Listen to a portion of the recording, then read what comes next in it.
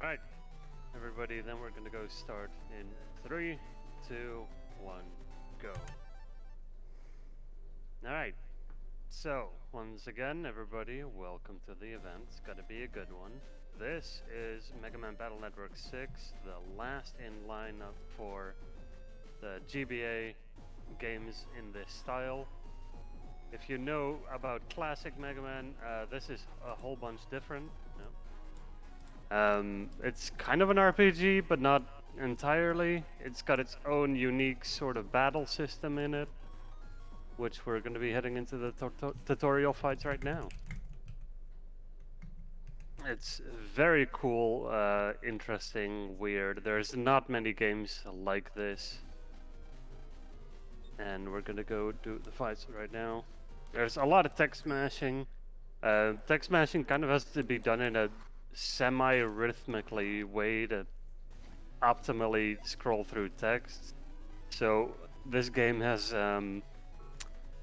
yeah, my hands are almost constantly occupied. I try to hydrate or drink coffee whenever I have the opportunity, which isn't super often. But yeah. Just gonna go sit through these battles, wait for the meteors to step into place, blow them up. Next tutorial fight. There's 3 of them. They kind of explain general mechanics of the game. Here we get the support chip thing. They're like, ah, look at this. You can use an area grab and a wide sword, and then you can get close to the enemy. Swords in the speedrun are bad. We don't like them because you can't often hit enemies with them.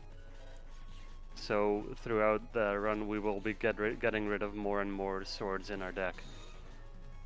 Yeah, it's a kind of a deck builder game along with everything else that's going on. Now we're getting the tutorial on full synchro. It is essentially a counterattack thing that then gives you ×2 damage on the consecutive chip that you use. But we're not counterattacking because we're already getting a free one, which one-shots the ones at the bottom, and then on you go. Oh, pressing the wrong button to skip the cutscene. Luckily, this is a game where you can skip cutscenes. This is very nice. I'm gonna read a mandatory email, because people send emails a lot in this world. I guess they haven't discovered the magic of other methods. Now we're going to the internet.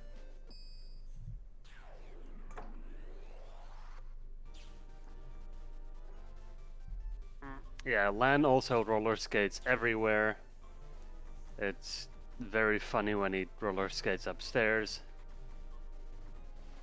There we go. We're hoping for a random encounter before this because we need a specific chip, which this helps us get. It's not the optimal, not the optimal chips to get there, but we got the reflector. You need that to go through this door.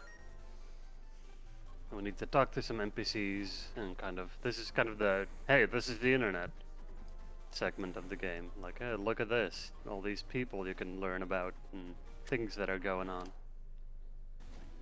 Okay, can we do this? No. This is a chip that would be very nice to have, but if you can't do it quick enough, then you're not going to get it anyway. Unfortunate, but it is what it is. And this is kind of the chapter finished thing, going to the bed, telling the game not to save because we don't care. And then we're going to school because Lan is a kid that needs to go to school. Lots of cutscenes to skip.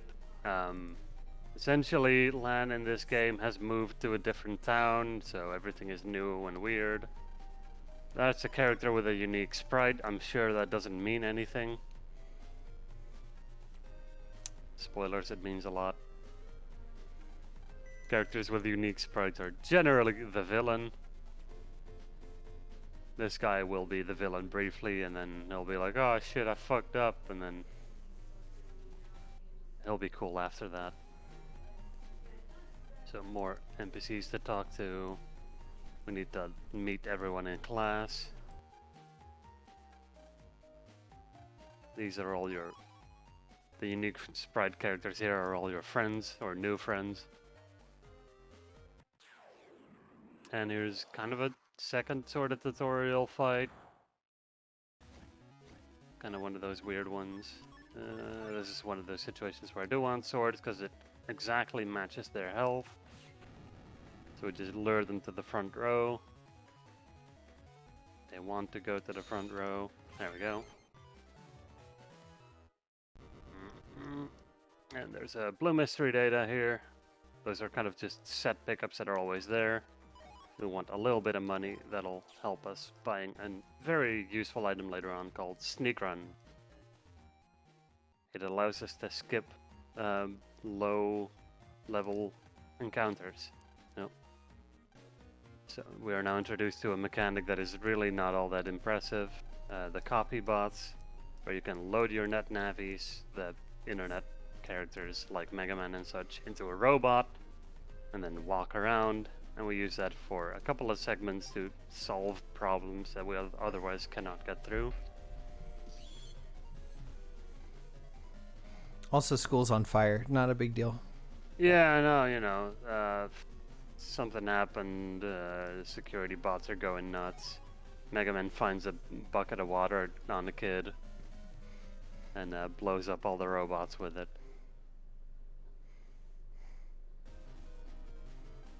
Because for some reason apparently he can't entirely do everything he normally can in the copy bot.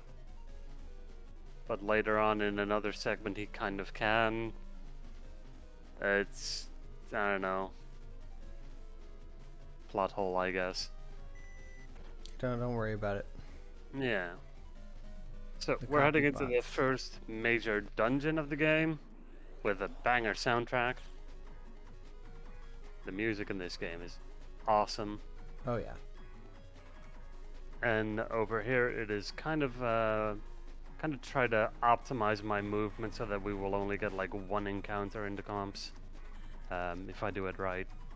There's very specific patterns that you try to get. And essentially this fire is something that while it is active or you're getting hurt by it, random encounters cannot happen. Kind of messed up a little there. We might get a extra or early encounter. It's fine though. You're supposed to hide behind the blocks and not take damage, but we don't care. Because if you hide and stand still, that takes time. We don't have time. Let's see. So we can't entirely dodge encounters here. That was kind of a shame. So I just try to fight, hope for maybe a good, useful chip. Yeah, if I do that. There we go. And that is actually useful. Not the best code to get. You can get those A code. Chip codes are essentially, they determine whether or not you can draw more chips. Having more of the same code means you can draw them at the same time. Having less of the same code is bad. And star codes can kind of always be selected regardless. But there's not a lot of star codes in the game. Yeah, because I messed up a little bit of movement. We have another encounter. Do this. It's a counter. If I do that, not a counter, but that's fine. Getting more reflectors is also not the worst. Quite a useful chip to have. Neutral chips are very valuable in the mid to late game. So we'll be talking more about that when that comes around. Now Mega Man gets stuck, and Mick, this kid, has a net navi who's kind of an ass. So we need to tell that net navi to help. And so more weird patterns to activate fire. So again, we do that purposely to... there's a step counter, much like Pokemon, if you know how the step counter there works. Where just certain amounts of moving around makes Pokemon trigger, encounters trigger, and there's methods you can use to kind of not have that happen. Here's a very weird one. Gonna stand at this weird thing at the wall to trigger an extra one. You might think, oh no, you're very low on health, what are you doing? These fires cannot kill you, it's fine.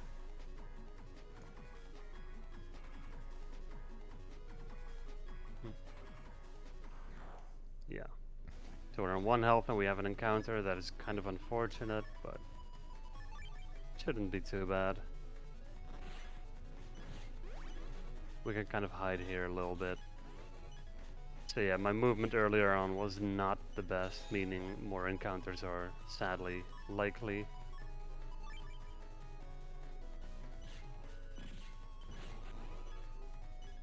But there is an interesting thing we'll be doing a little bit in like half a minute or so, which makes the loss of health really not a problem at all. Because with the way, the order we do this comp, we get to a point where there's this whole winding path, and it is quicker to jack out and back into the system than it is to walk all the way back around. And there's like one more chance of an encounter, but it's like a 6% chance or something. Right before the boss fight, so we're just gonna hope that that doesn't happen.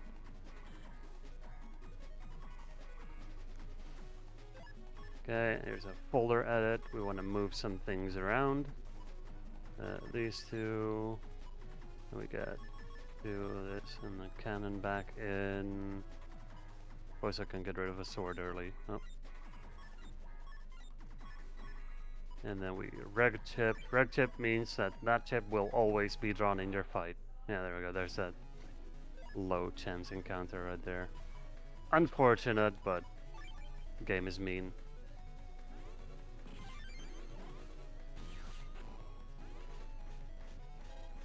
And there we go. And here we get our first boss fight. Blast Man. He's pretty easy. There we go. We kind of just wait a little, shoot him in the face, hide behind this block because he will do that. Get the free counter. Gonna risk this. I hope he just steps to the front panel again. There we go. That's ×2 damage hit. That's another good hit. Now we just have to hit him with one more chip, and then we'll be good. There we go. And that's Blast Man. First boss down. A little bit slow to my liking, but we had some poor RNG and a few movement mishaps. It is what it is. So now we grind our wall against the face, roller skating down the hall.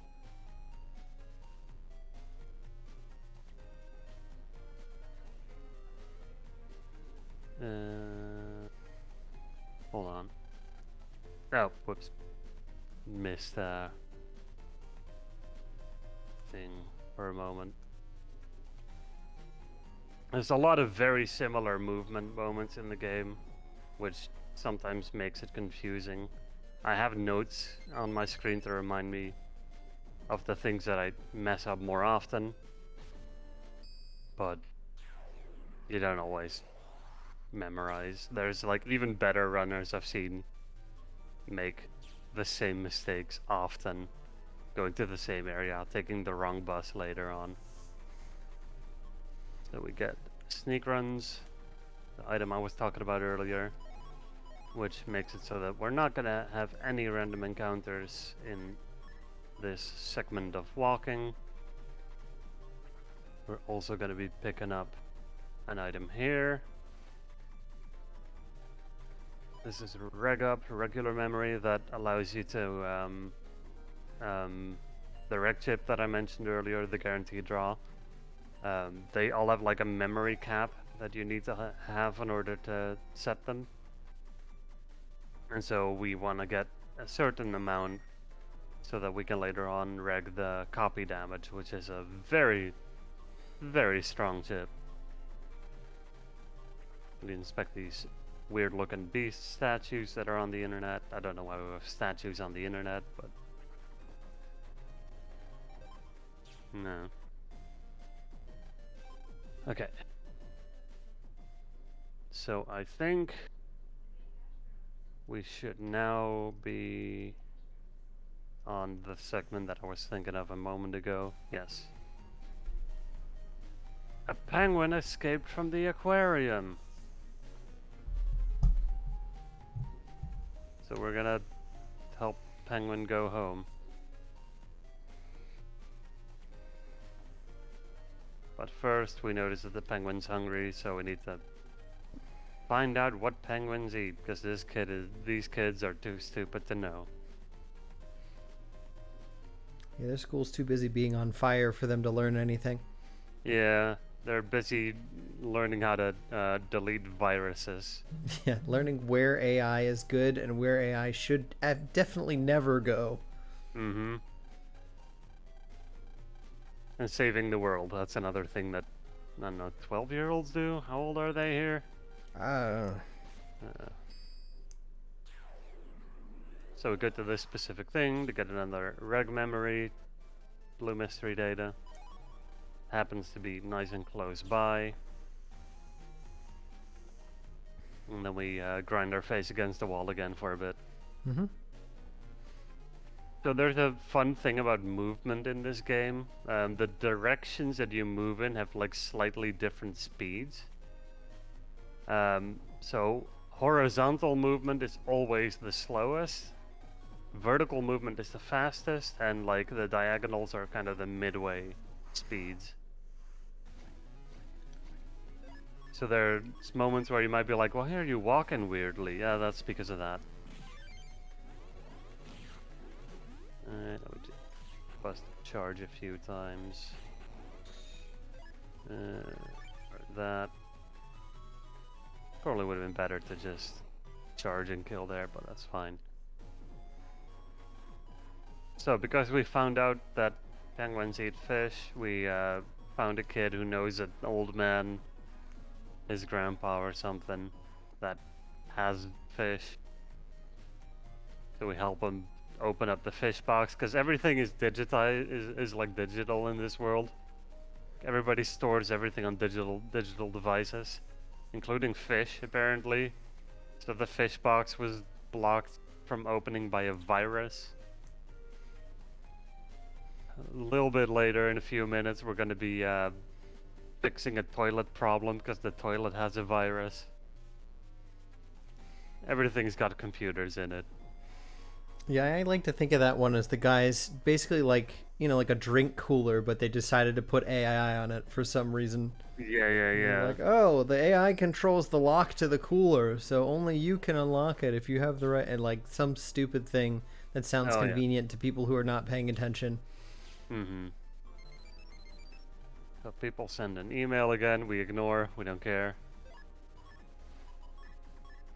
So the places where I use sneak run are interesting mostly because there is a thing called turn frames. Turning around in any direction takes 1 frame. So that's just like 1 frame of time loss. I think the game is like 30 or 60 FPS or something. One of the two. I think it was 60 on a lot of GBA games, which is kind of fascinating. There's copy damage. And so the moments where I open the menu to do things from the menu are also moments where we have to turn around to kind of save on, this is where we need to go. I have to save on like the 1 turn frame. Because you have to turn around anyway, so you might as well do that with the menu.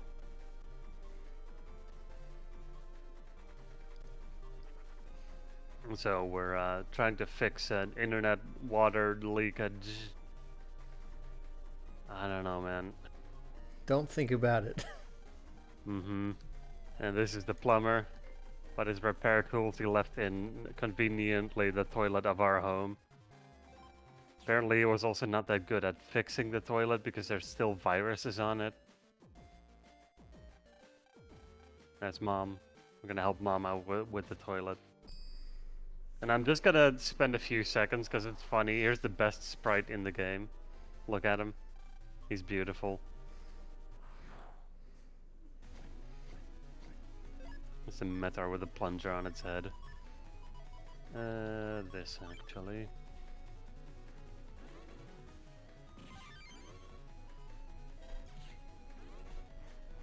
Okay, we're gonna line this one up. I don't know if we're gonna hit both of them. No, okay. It's always a weird way that I believe there is a way to hit both of them at the same time, but no. So we fixed the toilet. Now we're going back to the internet to bring the tools to the guy who is panicking.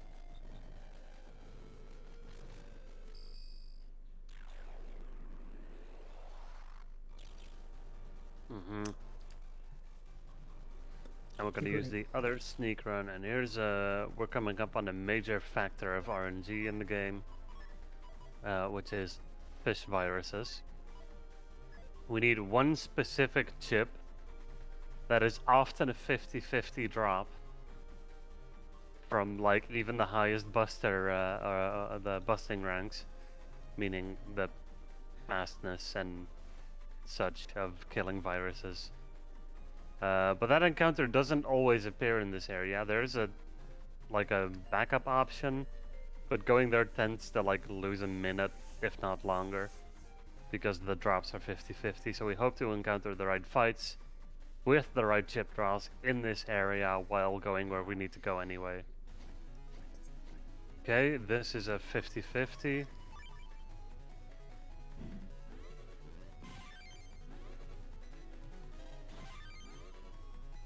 Now we need to kill these. I'm just gonna charge. Okay. Did not even get that. I think it's like a 30% actually on when there's a different type of virus as well. We hope to just see only the train arrow fishies thingies, these two. This is another maybe, maybe not situation.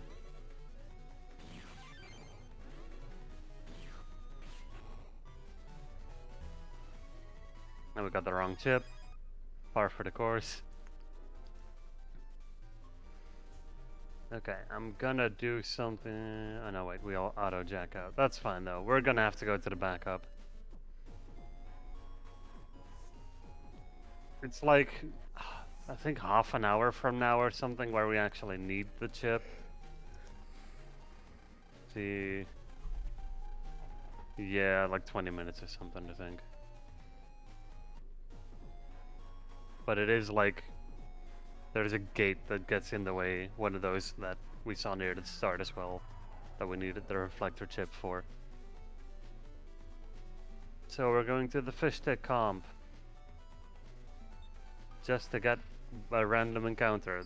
This comp only has that virus that we need, but it's still a 50-50 drop on the highest ranks, because the game is a little stupid. That unlocker we usually pick up later.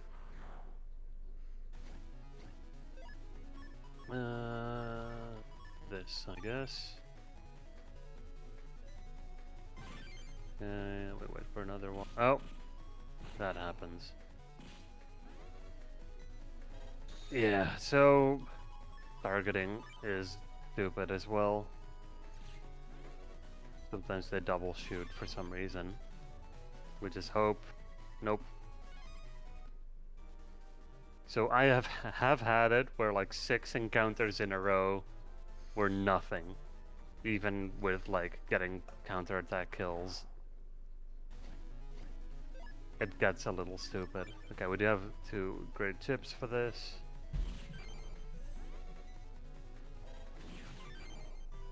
That is good. Yep. Still no, even on an S rank.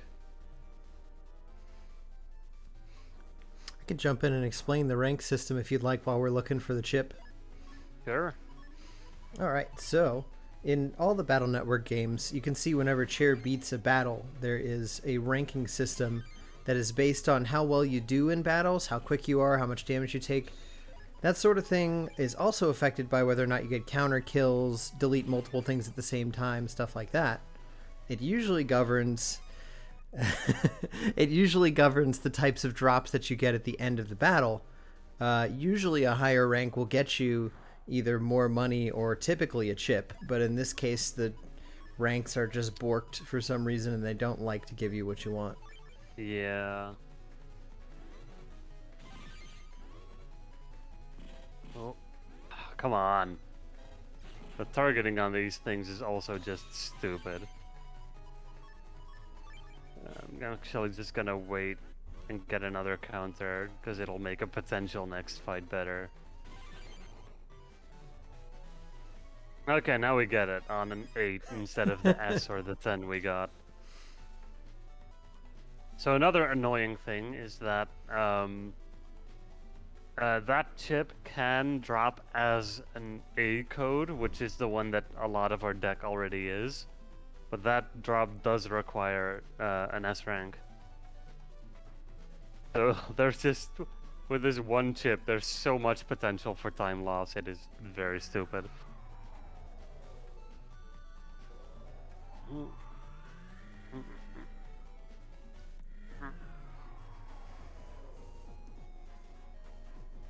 But you know, this is your typical marathon luck, you know. Mm-hmm. There we go. Alright, another segment finished. We will be going to the aquarium now. One of the more technical, oh, yeah, God. Let me do this for a moment. Where's my notes? Yeah. Crack shot, red chip. We want to remove the mini bomb L. Insert train arrow, copy damage. Already read that. Read an email because now we're getting the Nevi customizer.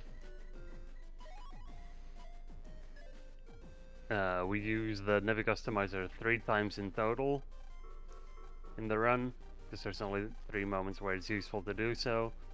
One of it is this moment, because it's the mandatory, hey look at this.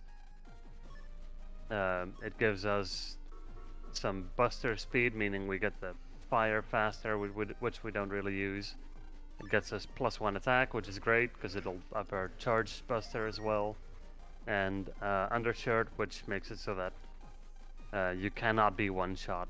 A final hit will always set you down to 1 HP before dying. There we go. Now we get to go to the aquarium. So yeah, the aqua comp that we're going to be going to soonish is one of the more technical comps. There's a interesting strategy that we'll discuss once that comes around, but the movement there is also pretty specific to dodge around the comp's mechanic, which is sharks. Very annoying sharks. Talk to Mick, we insult him for some reason. And then he gets all self-conscious about his mouth. You know, kids. Yeah, basically tell another kid. They have a penguin beak. Mm-hmm. Now we'll learn about all the fish in the aquarium except for jellyfish. I don't know why jellyfish aren't the required one to talk to, but they are there.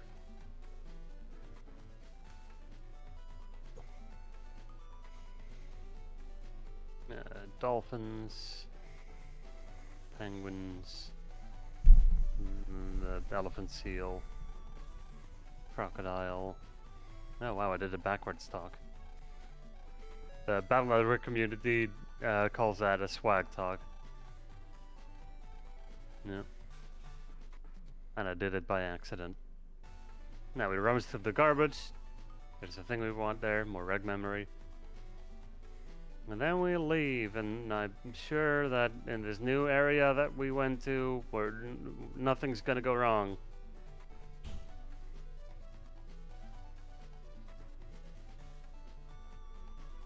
It's very believable, right? Mm-hmm. Oh yeah, you sold that really well. Oh yeah. Anyway, something went wrong. So now we're the little kid that saves the world yet again.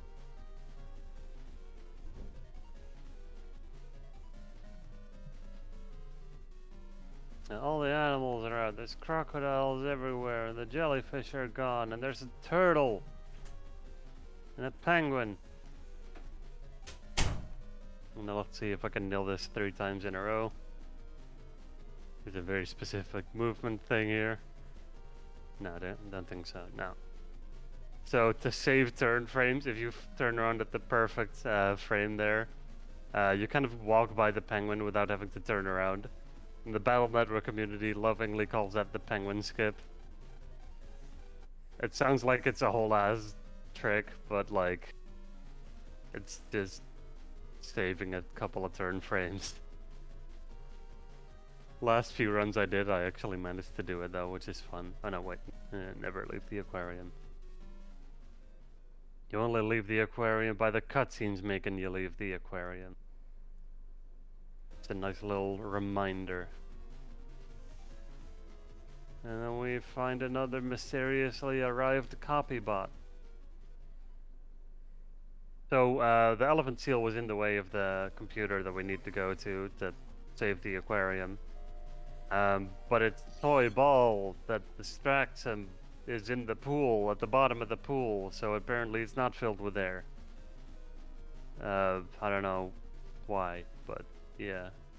And there's a bunch of jellyfish in there, and Lan doesn't want to get stung. So he sends in Mega Man instead, in a copy bot.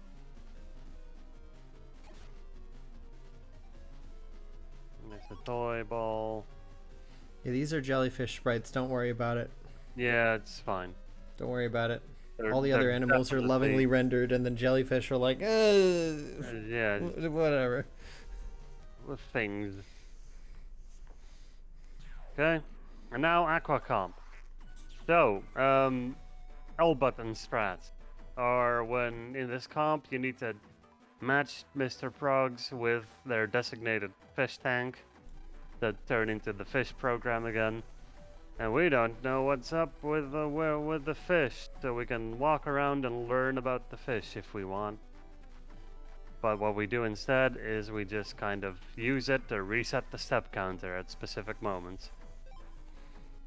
So if I do this correctly, there will be no random encounters. It is quite specific and tight in certain spots, so I'd hope that I will be able to manage to do it, but we will see.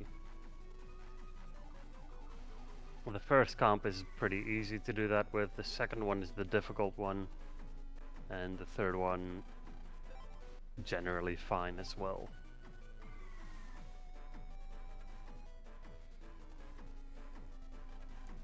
I also need to remember to pick up a thing during one of the L button moments. There's a nice HP memory, making the run a little bit safer. And safety is what we definitely need, especially on the final boss, because this is one of those games where even in the speedrun, the final boss can still be quite the challenge. The giant pup named Gregor is not very gentle. They don't pull punches on final bosses in any of the Battle Network games, really. Oh no. Like, tell me you've had an easy time at Battle Network 3's Alpha and I'll laugh at you. No way in hell. I've never had a good time there. Alright, comp 2. So, no encounter in the first comp. Let's see if I can actually pull it off in the second one. This movement here is a bit weird, and I have been making mistakes more frequently here, so we will see if I can do it right this time.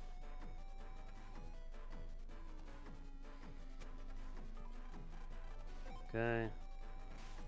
So the first one you pick up also makes the sharks move a little bit before you go.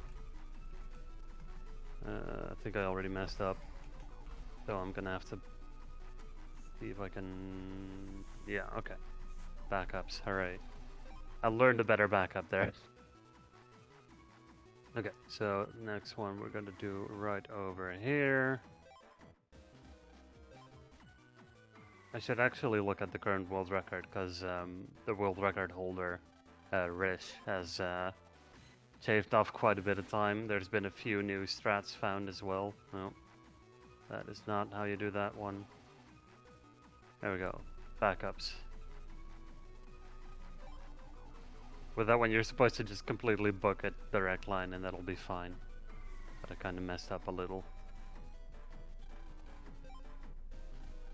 We're still on no encounters though, so at least on that front we're saving time. This is the one where you wait a little there, then you go this one, luring the blue shark down. The red sharks are the one who have a set pattern. The blue ones adjust their trajectory to try and find you. But the AI is a little bit stupid, so you can manipulate it to go certain ways. And that is no encounters in Comp 2. So now Comp 3, this is the biggest one, but also I find it quite nice in terms of the patterns that you can use to keep the encounters at a 0. I think right at the end there is like one of those 6% encounters or something. So, you know, you have to have a little bit of luck. It is sadly impossible to skip all encounters here. At least from the percentage wise thing. Okay, this one I sometimes forget, but I should be doing that right here. Go a little bit of zigzag around here for this next prog. We also try to talk to them as far forward as possible, just to save a little bit of time of walking. Had to adjust a little because I took a wrong turn, but that should not be much of a problem. This is my favorite one to do the L button strats at because you just do it right over here. Let me actually pick up this. Free HP memory, and then you just hold down. You just optimal movement. There we go. Getting back up here is a little bit weird. I think this is the fastest way of doing that. Should have held up there a little. Fine. And then the last one, which we take right over here on the eye of the fish on the floor. Go up, down here.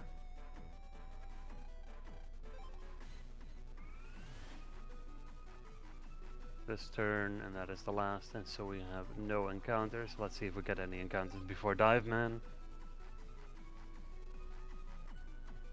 And we're good. Alright, now Dive Man. Another RNG factor. Sometimes he attacks, sometimes he doesn't. Nobody likes him. Because we do want counter hits. Okay, no attack there, sadly. I kind of want him to be in a center tile for this chip.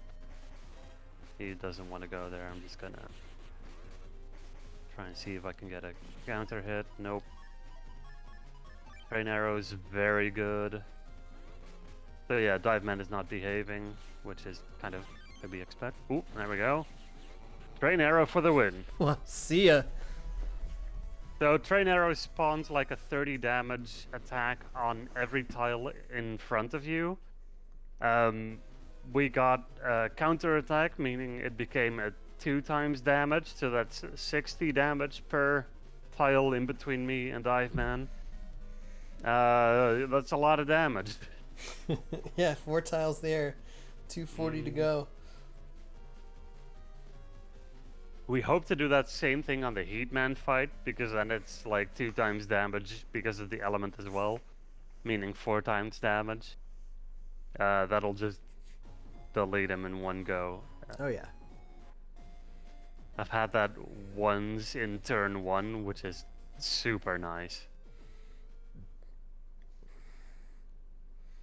So we're now going to be coming up on the Heatman scenario. We have to do a little bit of back and forth walking for some dialogue and cutscenes. But after that we're going to be fighting or using Heatman for a little scenario. And then fighting Heatman and then getting the Heat Cross, which will make us incredibly powerful. Heat Cross is one of the main reasons why the Gregar version is faster than the Feltzar version. generally. I think the versions are like a couple minutes apart. It's not huge, but Heatcross just makes the game so much more consistent. The Beast Out, which is like the special form between the versions, is used a lot more in Falzar version because you don't have Heatcross there. We still use Beast Out quite a lot because it can charge up neutral chips to deal 200 damage on a just lock-on attack, which is beautiful. But you'll see a lot more of that later on. And here's a villain from the first game, now reformed into a school teacher. We just had a school teacher who did a villainous thing, and now we trust him again. Also, look at this cube. Now it's there. Now it's not. And we get some more sneak runs. We use one of them. And then we need to kill kettles. So these kettles can only take damage from fire chips and need to be charged up to 100 damage. We have no fire chips except for Heatman's special thing, which deals 70 damage. And on a counter attack, you'll deal 140 damage, which is our only way of killing the kettles, making this segment very tight on what you have to do in order to actually make it all happen. Here we go.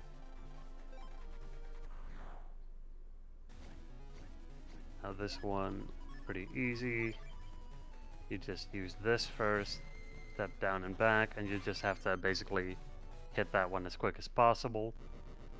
The next one is the most difficult one, because you have one opportunity to get it. If you miss it, sucks to be you. So I'm gonna try to focus on this. It's a very specific timing. There we go, got it. Because if you do not line that one up, you have to run out your sneak run, get a counter attack, and then make it work. We will now reg chip the copy damage, because without it we cannot do this one. That counter attack is super important because of this one, where there's 3 kettles. Nope, I messed it up. Might be able to salvage it if I wait a little. I don't know if this carries over. I think it should. Yeah, there we go. Because you need to kill all 3 of them.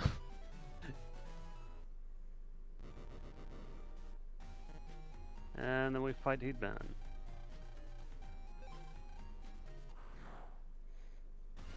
Alright, 700 HP, quite a lot.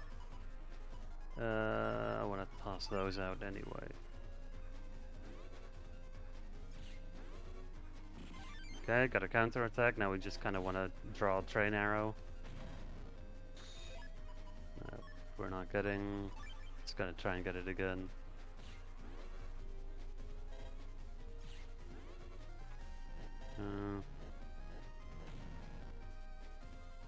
Oh, there we go. Yeah, we're just kind of hopeful to draw a train arrow for making this fight quick. Come on.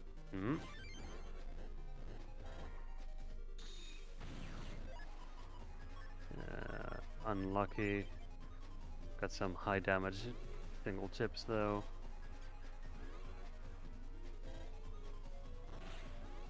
No, wait a minute, and don't worry about it. What? It just works. And then we just wait till he's in our range. Don't want to waste this one.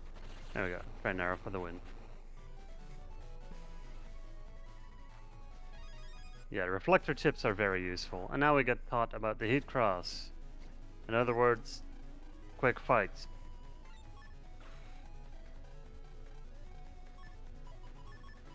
Let's see if I can line this up. This is a trick that I try to do, but difficult. No, okay. So you can pause buffer to use chips quicker, which makes it so that you can hit both of those methods at the same time, but it's annoying and specific. Bam. So a bit of a slow fight on account of not drawing too much of chips, but it's also not the worst timing, so we'll take it. Okay, go home. Go to bed.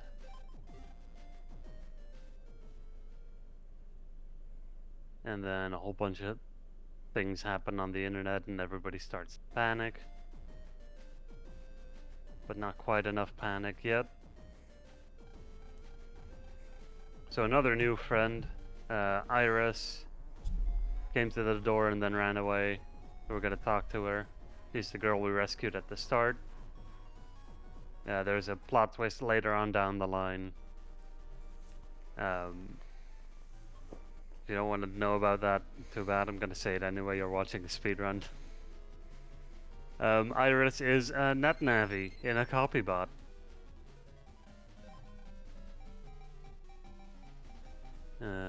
Wait, 8789369. Gotta enter these codes. 25. This is like a major bump in power for us.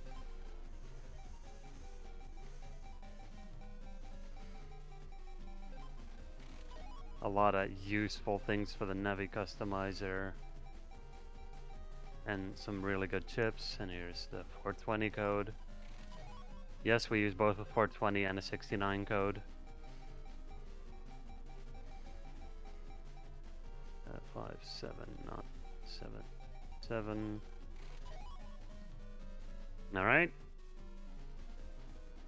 We go to the internet, install all that stuff. Bam. I think I was saying something before entering the codes, but I forgot, so don't worry about it.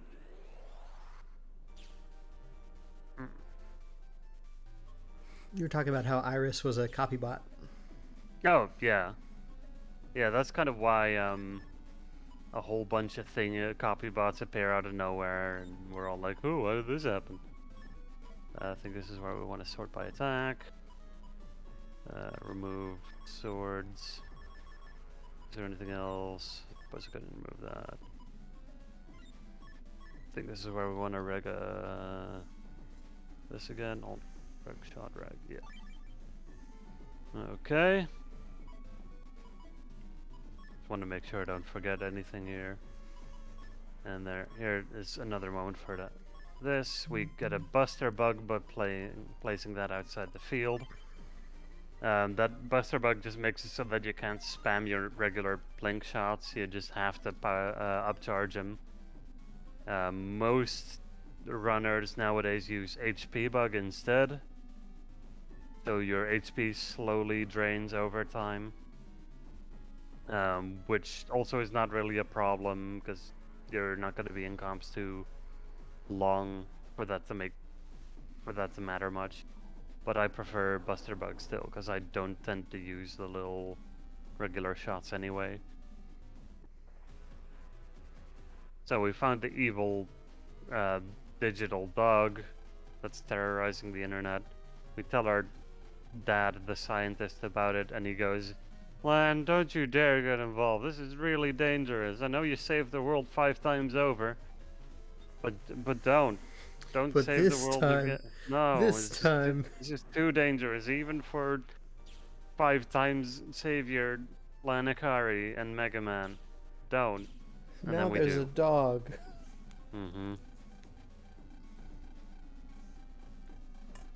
And this is a segment that is just walk up to a thing, use specific items. It's not super interesting, just optimized movements, memorized patterns. So I think this is a very nice time to, I don't know, if people have any questions about the run or about the event, we can kind of spend some time talking about that.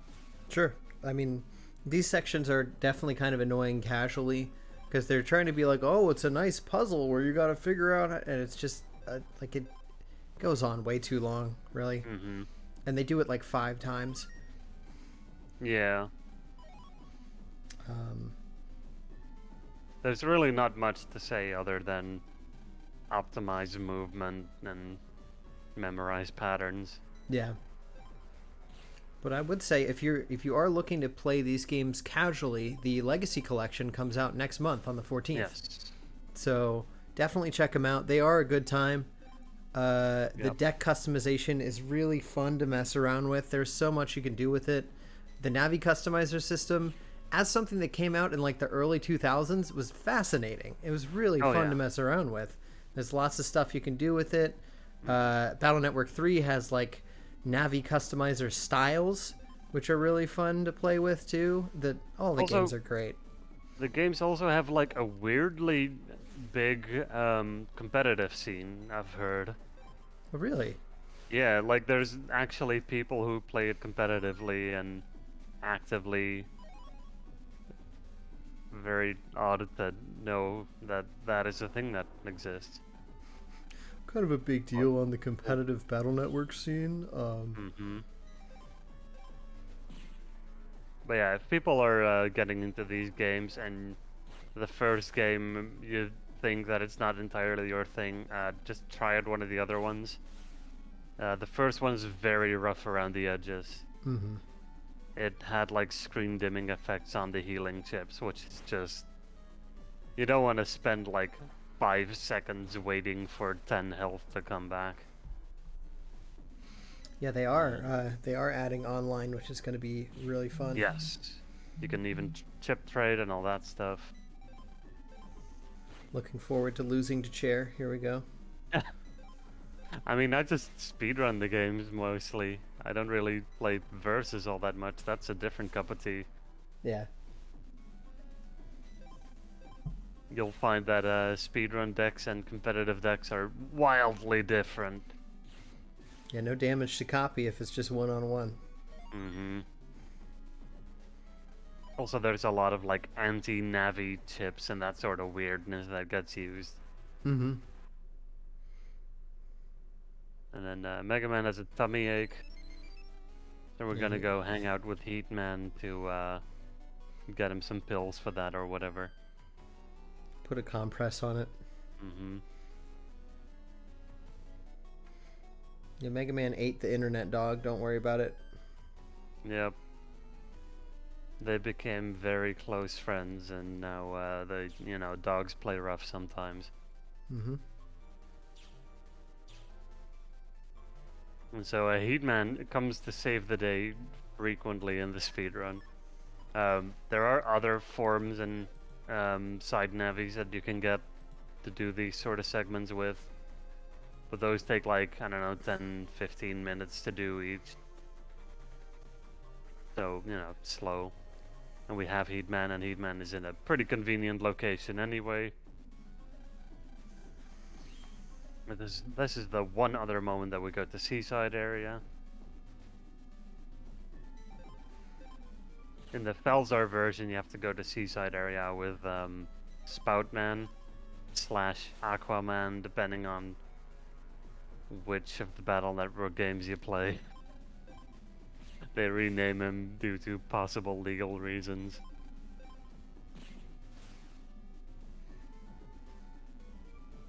I think Spoutman is in 4 and 6.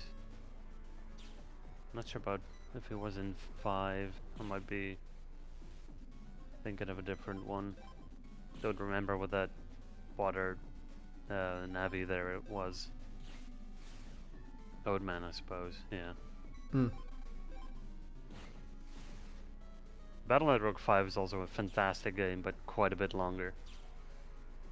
Yeah, I wouldn't speedrun it, but it's a good one to play. Mm-hmm. I remember a time where some of the modern strats weren't found yet, when like the world record of Battle Network 5 was like 5.5 hours. Oh. But then some more things were found, and some things could be skipped, I believe, and now it's like 3 hours or something, 3 something. So it has been cut down significantly, but it's still a lengthy game, especially casually. My favorites between the Battle Network games have to be both 5 and 6, probably. Here's where we need the train arrow, by the way. I would say 6 is a little bit better, just due to my personal preference. But 5 has got a lot of really cool things going for it. Hmm. A semi-turn-based system where you have to clean off like dark internet goop. Neat. Play the Battle Network games, they're good. Yeah, plan. Get the Legacy Collection once it's out. Show Capcom that we still care about Mega Man. Please. Right?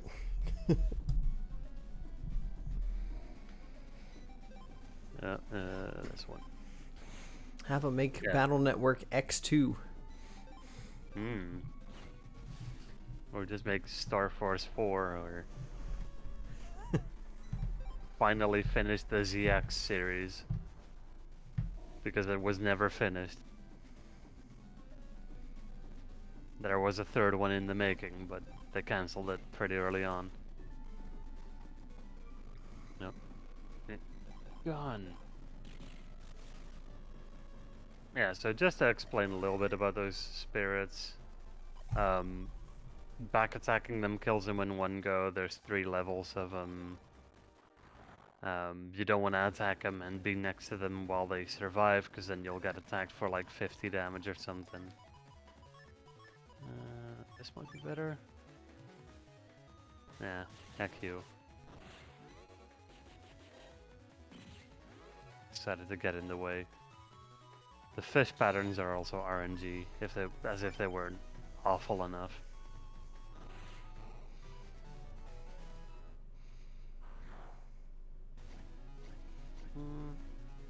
Also, a bit focused on the game. Has chat asked anything about the game?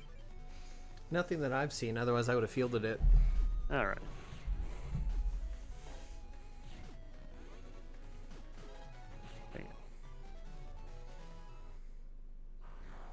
Right. So yeah, this is an intermission fight between 2 segments. Oh, I don't like that guy. We're just gonna use this and then hope that he doesn't use the invis chip. Okay, good.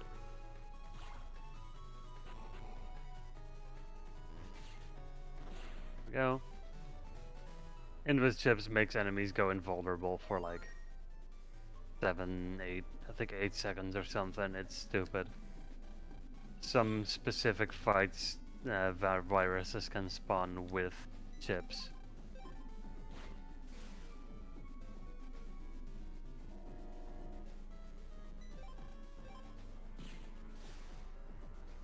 Nerf? No you.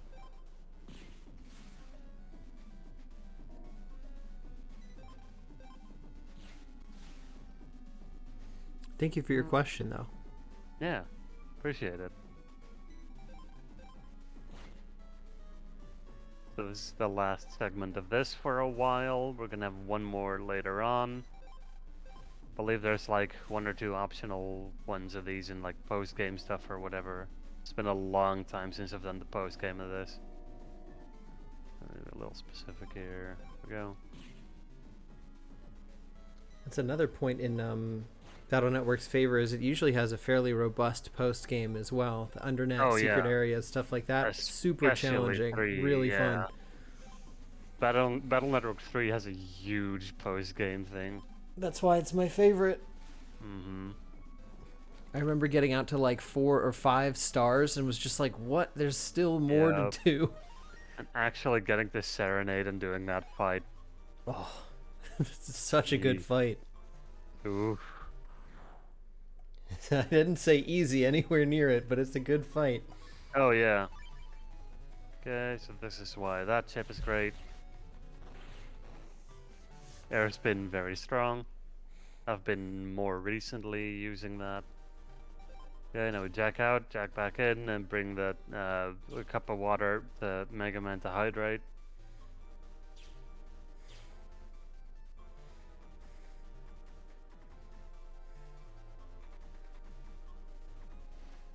There you go. Sadly getting an encounter here. This is like a semi-regular that this happens. Sometimes you do this little walk without an encounter. You can run from it though, so it's only like a few seconds of time loss. Okay. So now we get to learn about the beast out. Mega Man can go pup mode. Makes normal chips a lot stronger. But most of all we can charge up chips, which we're going to be using a lot later. If I do it correctly, then this should be just counter and one more attack after that. There we go. They expect you to do that chip charging and then beat them all one by one. I used to do that, but when I found out that this is just so much quicker, then yeah. Alright, now we go beat up a clown. A clown slash circus tent, I suppose. Super annoying casually. Quite easy in the speedrun. If you know the strats, then... The strats are, you guessed it, heat cross. Dang. Yeah. Basically just charge buster spam unless you draw a good chip in the first turn. Then you use that and then do heat cross stuff. Heat cross just does like...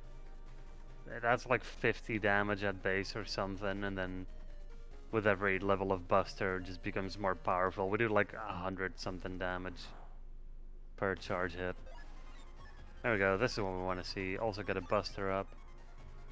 So M-Boomer creates grass tiles, which we want to see. And then we wait a little, and anything on a grass tile takes double damage, making this a ridiculously fast fight. Oh, beautiful. That was so clean. Oh yeah.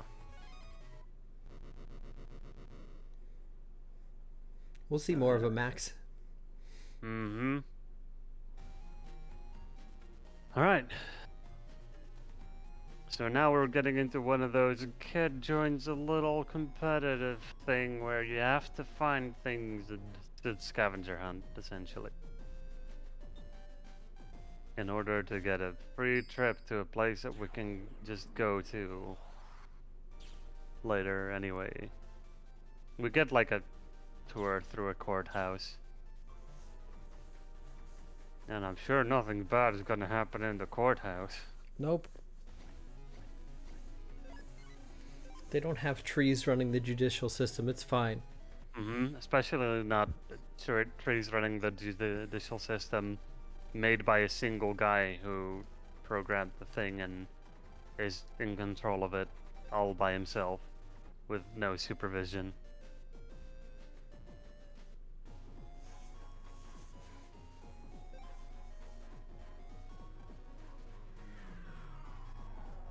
Well, yeah, Capcom has been like doing the whole NT Warriors stream on their Twitch channel.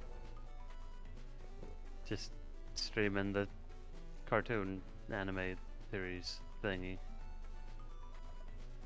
That's actually It's how they good. build it. Yeah. Yeah. So I hope you like the aquarium, because we're going to be coming down here a few more times. The game just, it's like, hey, this is one area, lots of things happen here. We get some hints about fish-related stuff. And we're like, wow, I don't know what that is all about, but we sure go to the right space conveniently. Oh man, whoa, ooh, we gotta find a fish that can't swim. Can you think of any? 7? Close? Okay. Yeah. What if I say it's not actually a fish anymore? That's right, the fish they comp. Oh no. This is when we were supposed to go if we had good luck earlier on. And the next one is, I am always looking at crayfish. And we do know where to find crayfish, but what would be looking at crayfish? And especially always. If you think a camera, then you are correct. Oh, hey, Crayon. Speaking of Battle Network 6 runners, Crayon over there also runs this game.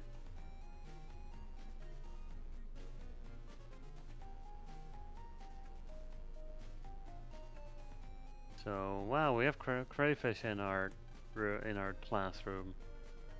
Oh, look, a camera in the corner of that room. Hey, Crayon, that train arrows were mean. Lost me a couple of minutes. There we go, we get rewarded for this. And then we go talk to Mr. Quiz. Wow, why would you be doing such a weird optional thing? Well, because you have to do these in order, and there's a thing we want. One, two. Wow. It's a marathon run, yeah. Had like an S rank that gave me, well, her. S rank that gave me like Zenny, which is stupid. Disrespectful, frankly. Yeah, we take the bus to Greentown now. Which is the perfect time for me to pour myself a little bit more coffee. So this is like the downtime that you get in this run. Otherwise your hands are on the controller.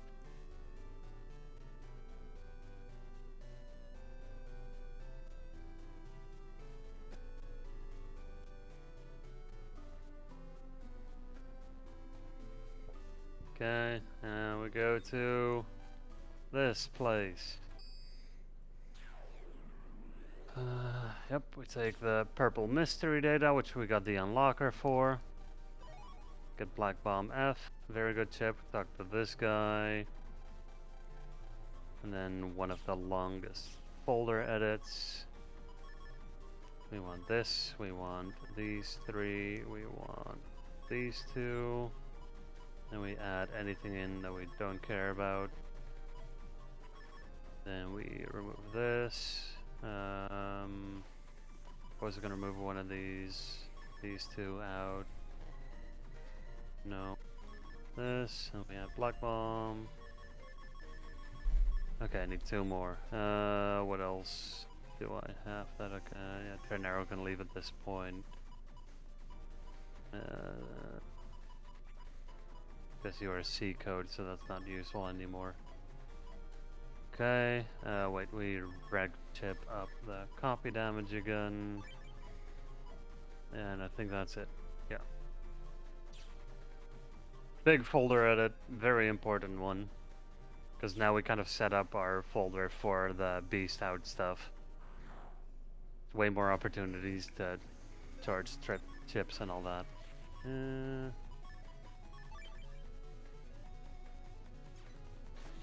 And Boomer, strong tip.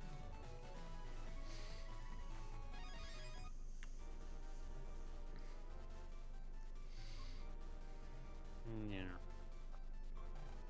It's like, oh, wow, you need to know a law about getting, if you bonk a Mr. Prog on the head, that's a very illegal thing to do. Mm-hmm. And then we don't know the punishment for it, so we can't move on.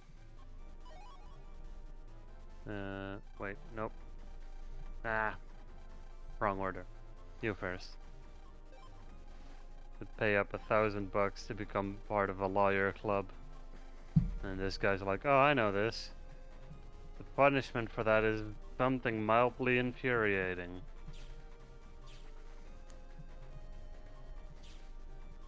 Such a weird law. Don't bop internet programs. You might get something mildly annoying done to you. Yeah.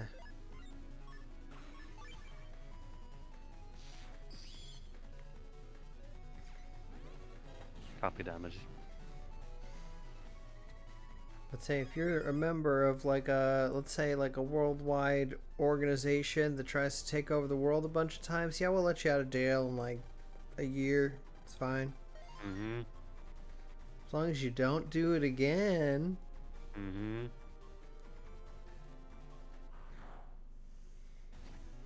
As long as you eventually become cool.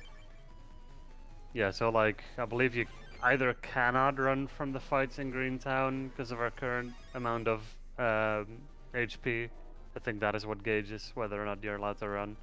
Your natural HP instead of your Navi customized HP levels. Or it's like very low chance to run, so we just take the fights.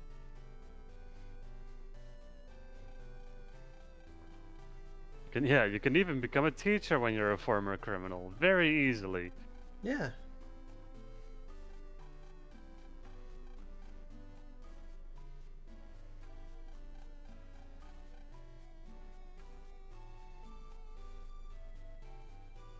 There we go, and then we help against the previous villain, the testifier or whatever. So that was also a thing that we needed to do.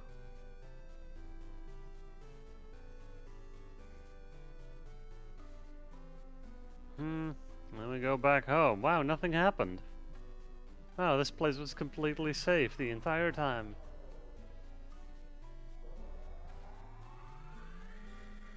Hmm.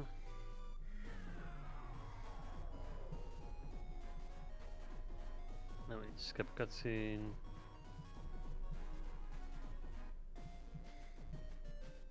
And then we go to bed. Another chapter done. Wow.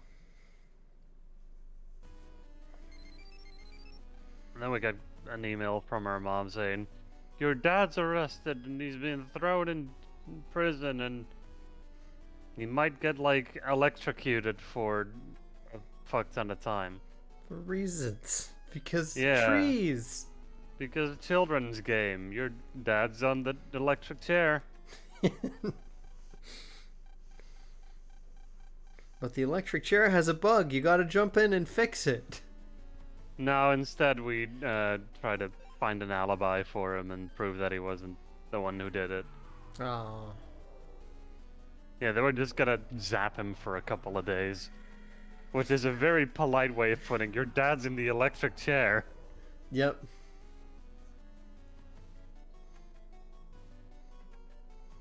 All of our security bots are equipped with high-grade electricity. Because don't worry, it's fine. Yeah. We talked to the unique sprite guy who set up this whole Judge Stray thing. He's probably not the villain, right? What's a galabai? I don't know. I'll buy these nuts. Got him. Wow. Anyway. I'll buy a better video game. Wow. What are you talking about? It's a good video game. No. Then we're like, oh man, we gotta find out where our dad was. Wait, wasn't he in our school, in our classroom yesterday when the thing happened? Oh, weren't there like cameras in our school that can prove this very easily? That nobody thought of before us? Oh yeah, I'll talk to him first. This like 12-year-old kid is like smarter than basically anybody in this world. But also dumber simultaneously somehow? Yes, yes. He's an idiot, but he's like the most logically thinking idiot. But he saved the world. It's fine. You can save the world and be an idiot. This.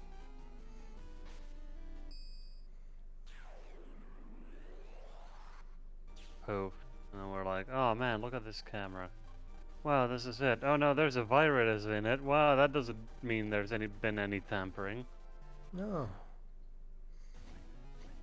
Instead of just like deleting the data. They were like, no, let me put a virus in there. Nobody will ever fight corn. Yeah.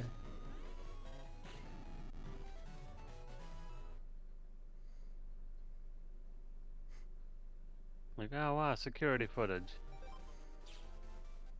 And then, wait, no, that wasn't our dad. Well, what it was that security robot who mixed stuff in a locker for some reason.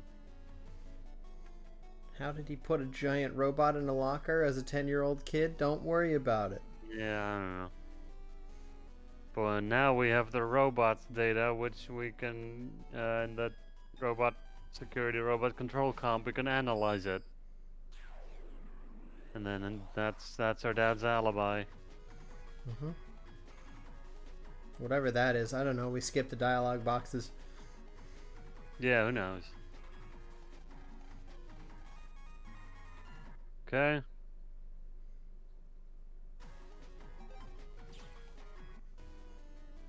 There we go. And now we have an alibi, so we're gonna present that and make sure our dad doesn't die. Yeah.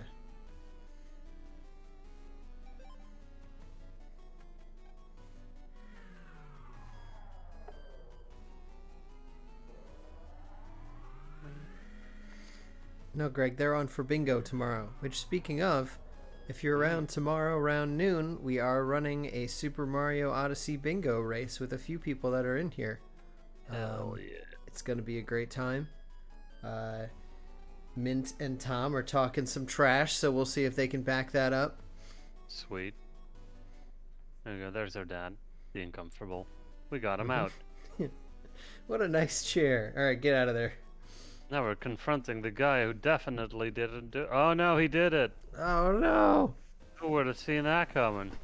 Who would have known we had an actual killer chair in this run? Damn. My arch nemesis, the other furniture that murders. Yeah. Now we're like, oh man, we didn't know about that law. We gotta ask some lawyer robot Navi internet things that tell us about the law. We gotta check Rob Loblog's law blog. The number for the net Navi rights bill or whatever.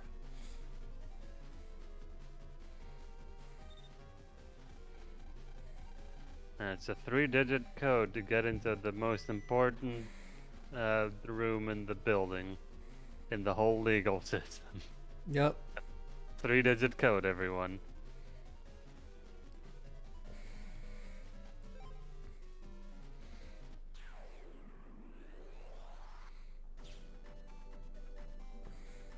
Okay, and so we're gonna create some cybergrass. We're not allowed to touch it more than the first time that we create it. Otherwise, we're gonna get bonked on the head. And this is one of the comps where we do the most amount of fighting, because can't really run away from them all that much here. Luckily we got heat cross and very strong chips to make it pretty quick. And other than that, it is just kind of knowing the pattern and going the right way.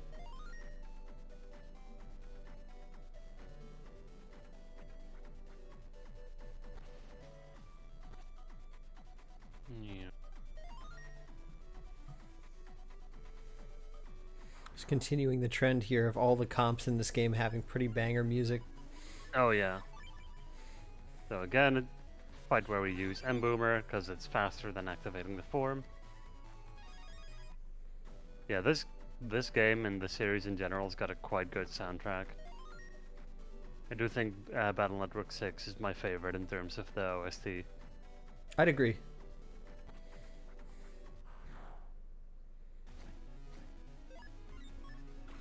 Nope, I forgot the copy damage. That's fine though. Charging up is quick enough.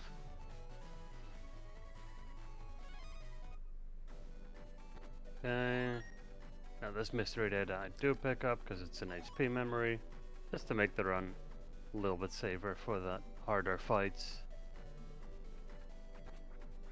There's quite a few HP memories that you can get that we don't because it's slow. But the ones that are in our way, it's like the top runners probably don't pick them up anymore, but at my level and especially for a marathon run, it's like, yeah, just do it.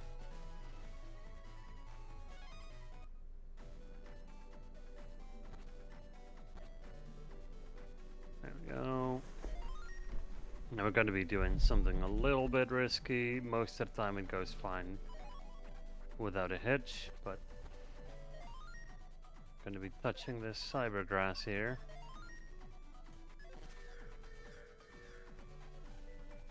And then, okay. Reset that real quick.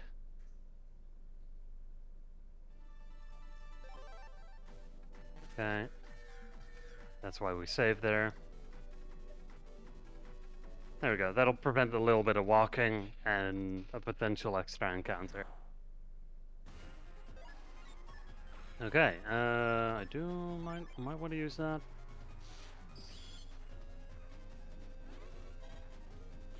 No, that starts at that row.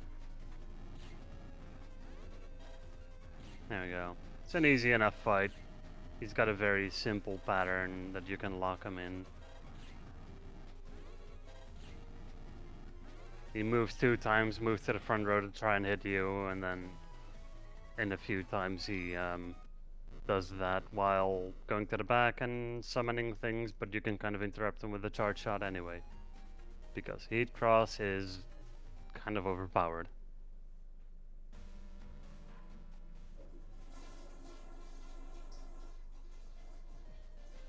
And now we find out about the weather. But first we're going to... hold on. Judgment go seaside. Right, this is what we pick up. Now we got the best item in the game when it comes to speedrunning. For which we need to go to seaside yet again. I do quite like the music here. It's nice and gentle and nice and happy. So remember this back room where we went to the aqua comps? Well, another Mr. Quiz is there for which we needed to do the other one. Gotta focus a little bit to do this. Yep. Because messing up any of them questions sends you back to the start.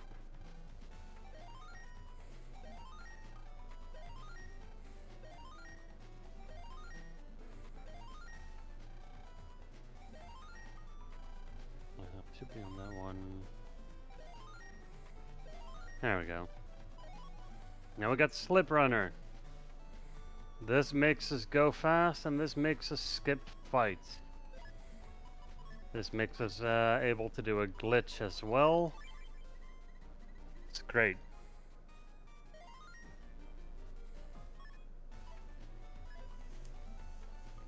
I just imagine that in universe, like a kid walking up to you. You're a big quiz guy. You've developed these quizzes over like multiple years. You've researched everything, and this kid just walks up and rattles off 10 answers in like 5 seconds. Mm-hmm. Yeah, he just goes up to you and goes, second answer, third answer, first, second, third, First answer, second, that one. third, second. And then the guy just looks at you and goes, that's correct. That's why he's so confused. He's like, oh, what just happened? Here's Slip Runner. Mm-hmm. And now for the final question. How was I able to make it into a secure area of the aquarium and just hang out there? Yeah. Definitely not a security problem. Nope. Mm-hmm. And here's our first use of the Slip Runner. Whee! Let me buy some dog food. Mm-hmm. It's a very important piece of dog food. Oh, yeah.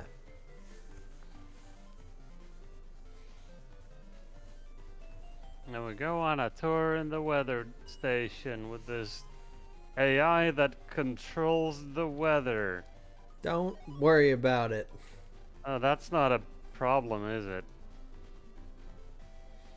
It's fine. I actually made a joke about this game being commentary on the modern situation regarding AI. Oh, absolutely. And it's like, oh, this game was way ahead of its time somehow. I was saying that too. I was like, wow, this just should tell you why you shouldn't throw AI into everything. Yep. If they wanted to make the game darker, they'd mess with the AI that controls the jets that hold up the whole city. Mm. But, you know, all we have is capital punishment. We don't want to go Yeah, that far. you get a bonk on the head when you commit a murder. Mm-hmm. Uh, They bring you into a room and they say, "Stop it," real sternly, and then they let you go. no. Bad. Bad internet terrorist. Bad. Oh, here's my first use or second use of element trap. Anyway, that chip is great. Any elemental attack gets punished by that same element being just splattered over the entire area. I like it, especially because of not having to think. If there is an elemental enemy on the screen and you have that chip, it just cuts down on all of your thinking time. And not thinking about things in the game is time save. Mm-hmm. Yep, whoops, missed that one. Oh well. Wanted to do a specific movement. Well, did not get an encounter, so did not get punished.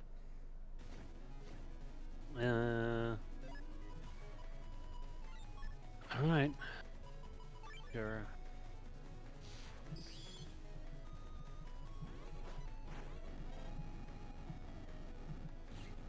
Now.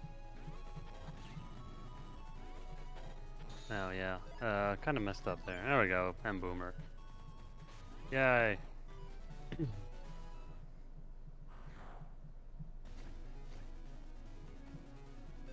Let's see.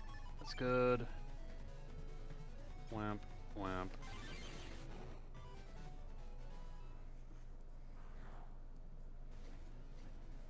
Okay. Look at this very difficult fight. Oh god, what'll we do? How about stand over here and use one charge buster? Oof. Yeah, the strats for those take years to develop. Oh yeah. Oh, okay. Meanwhile, pulse bulbs. Yeah, the worst enemy in the game for sure. Kind of messed up a thing there. I guess we're going to see it cross.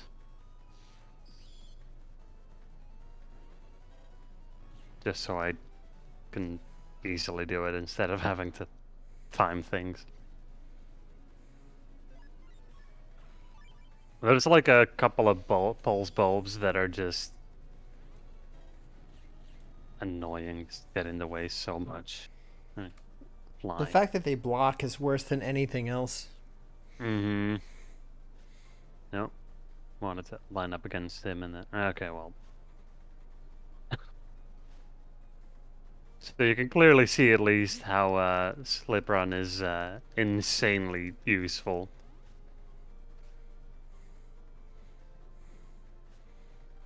Best dog food use in the game? Oh yeah, it cuts down a lot of movement. Actually, I'll do that instead.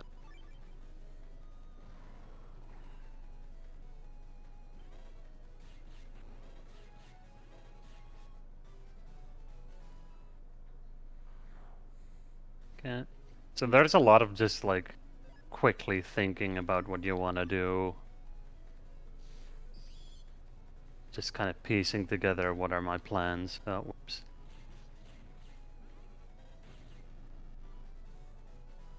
Because like the chips you draw are random. There's like a minor bit of influence you can do by positioning certain chips higher up on the higher up in your deck. But Yeah, there's casually. a Sorry. lot of moments where you just get a bad draw and then you have to make do. Yeah. I was going to say, casually, there's ways to influence the number of chips you can draw or make it so you can have more of a certain type of chip, but Mm-hmm. don't really have the luxury here, unfortunately. And these gauntlets where there's just back-to-back fights for a while kind of put a lot to the test there. Mm-hmm. Yeah. Lots of room for potential time save and potential time loss.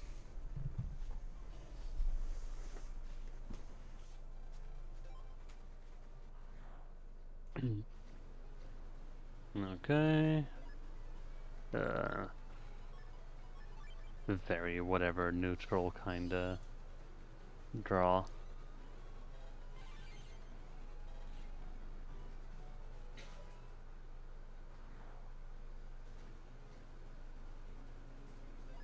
Okay, beautiful.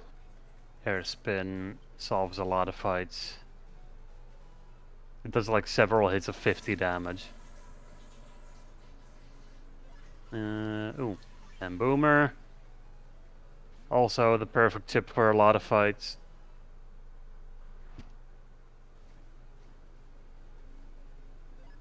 And Boomer again.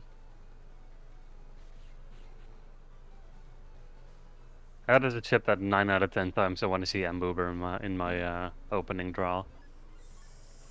This one though doesn't really matter because that big guy there takes like half damage from everything. So we just go for copy damage because he can't half the copied damage. Okay, one of the worst fights in these gauntlets. We did not get a good draw for it either. Not a fan of this situation here.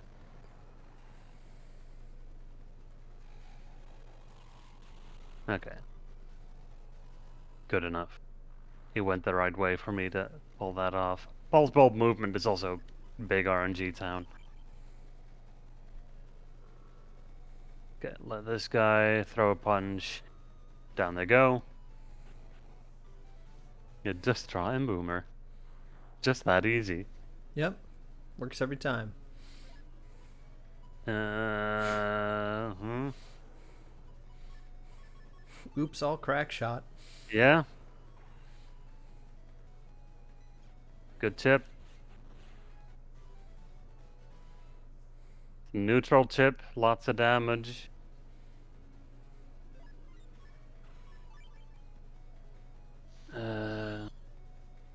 This guy. Bam.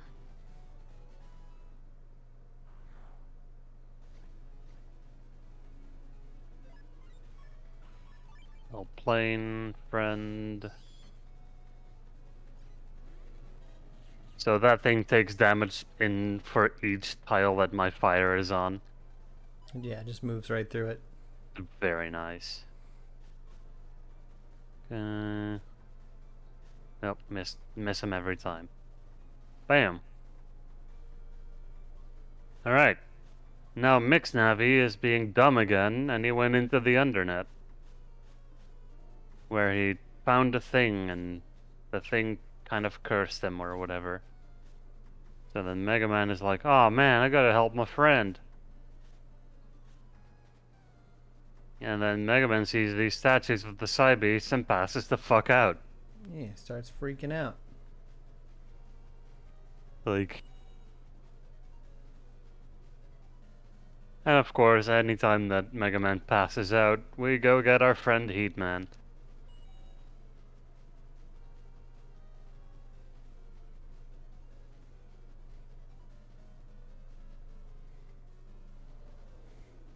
So it's a bit of walking from here.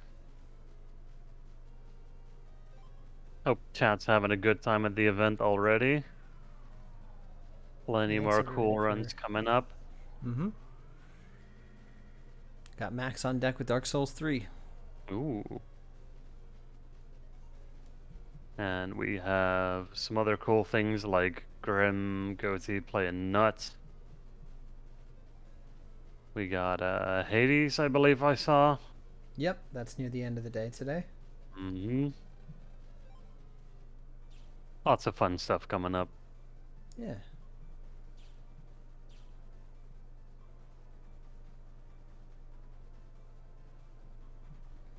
So our friendly neighborhood Zippo. God. 1 frame away from that fucking teleport.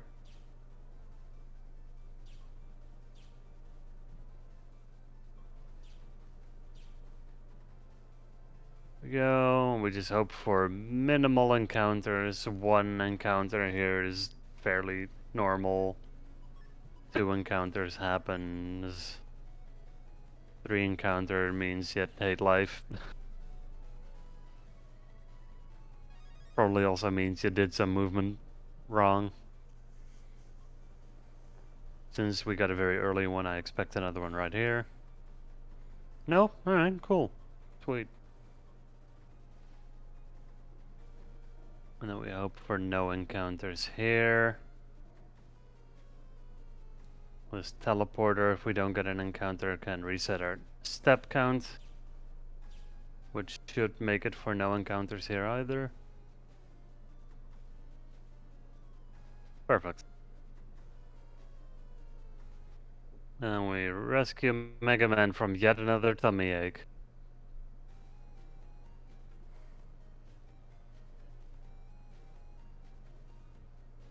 And now, because we went to a weather area, there's nothing wrong with the weather, probably, right? Yep. Oh, it's dark out. Oh, it's heckin' windy.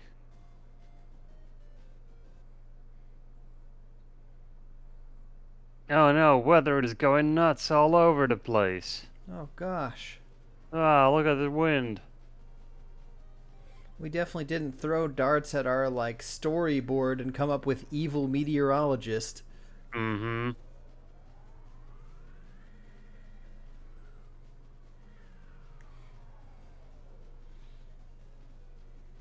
So the elevator is conveniently broken.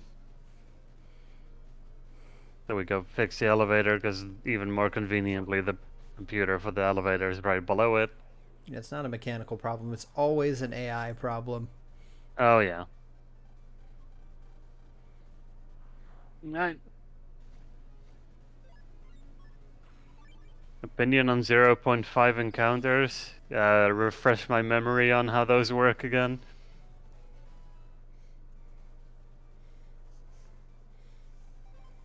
Just the percentage chance, you mean? Because I believe it.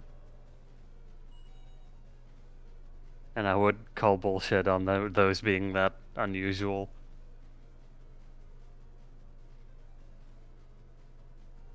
Then again, I've got notoriously weird RNG in video games. Running around the Zippo Man encounter, central area is a 100% run rate. Huh. Okay, saving on this one, because this fight can go wrong. The enemies here do way more damage than you want to see. So what we're going to be doing is we're going to be pulling a little save here by blowing up those bubbles. There we go.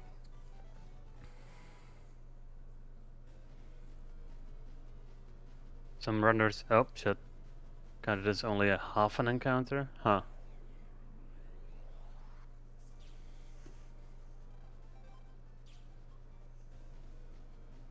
There we go.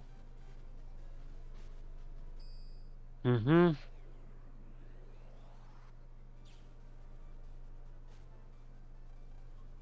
The other viruses in these comps are not too big of a deal. Just gotta piece together what you want to use on what. Since these are all elemental, I generally just hope for element trap, making the fights just instant victories. No thoughts, faster gameplay.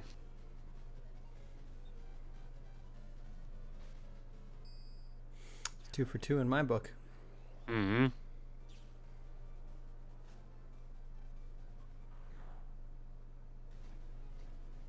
Okay. Nothing good here. We're just gonna copy damage charge buster. Yeah. Wow, they all went to different spots. Yeah, there we go, just do that. You're finally home, now you can see the gameplay. Hell yeah. Still lurking on the travels. Or well, semi-lurking, I suppose. Not having visuals. following the run on audio only. Would that just kill, actually? Yeah, yeah, cool. Did not have to transform there. And boomer, yay! Yay. Okay, now we find another thing or person locked in a locker. He's like the director of the place. Pick up a HP memory here. Hey, look, a copy bot. I bet we'll never use that. Mm-hmm. Eerily silent room. For some reason, you can jack into the oxygen tanks. Yep. 'Cause that'll be a smart thing, putting a computer, easily hackable computer on oxygen. Yeah, on something that has a pneumatic pressure valve and doesn't really need AI. Mm-hmm. So now, since the bridge collapsed, so we need it, we use the copy bot and kind of yeet Lan across this thing. Also, this entire area must violate so many OSHA rules. Oh my gosh, it's terrible. There's no handrails along anything. Nope. Alright, weather comms. Forgot to pull up the specific notes for that, but it'll be fine. Basically, There we're we making go. rainbows, so this Yeah, game is we're LGBTQ positive. Oh yeah, we're collecting macaronis in the rainbow colors.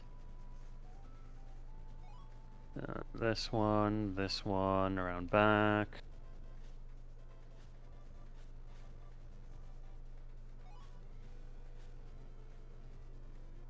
Yeah, dang. Think I could have skipped that encounter. So we're gonna go black bomb strats, because I don't want to think. I think I could have just done it with one charge buster, actually. Walking forward, blasting it. Again, there's so many thinking moments where it's like, wow, if I just didn't think and had the plan ready, then that would have saved time. So now we have the rainbow data. Use rainbow power. Oh, Like you and now we do. have to, these typhoons are also awful. First one is pretty slow. Later ones are fast. Okay. Now we are gonna come up on a cool glitchy thing. First of all, this. If I, there we go. The slipwalk. No encounters while in this state, essentially. And then we go on here, we take this data, we take this data, and then we take this one. This area, I don't know, I'm just not, this is my least good area, I feel. Even after learning new strats, it's just kind of a mess.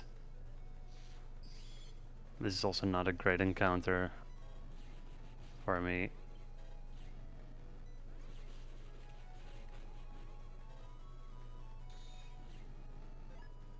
Yep, that's not what I wanted to pick. Oh well. There you go. There you see the buster bug kind of being weird. Mm-hmm.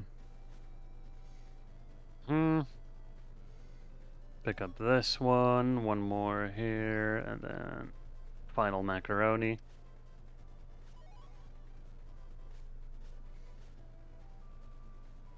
And there should be, oh, there we go. Both of them inside. Nice tight turn there. Nope, that one ran away. Okay, get out. You don't want them to be on that platform. So their movement is weird. Hitboxes of them are also weird. Okay, so now we're gonna do a fairly new strat here, which bit of weird lineup, but I should be good if I just do this. We're gonna skip this entire area by walking out of bounds. There we go. Don't worry about it.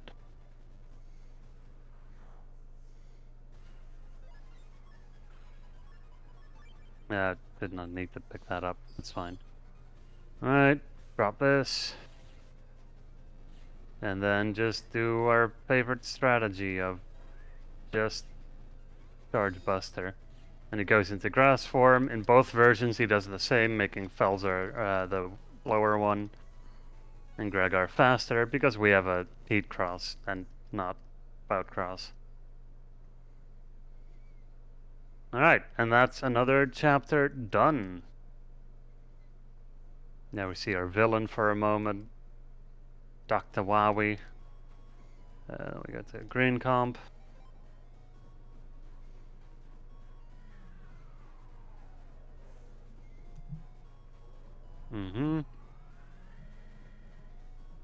Yeah, I hope everybody's staying hydrated. I do have water over there. I will be drinking some non-coffee water soon enough.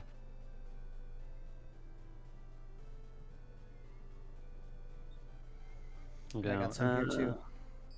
Yeah, nice. Get the banner on the left side because we want shortcuts.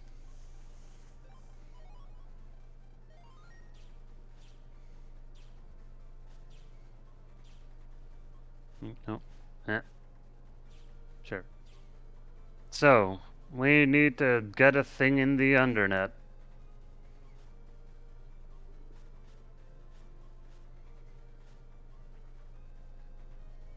So remember that doggo shortcut that we got earlier?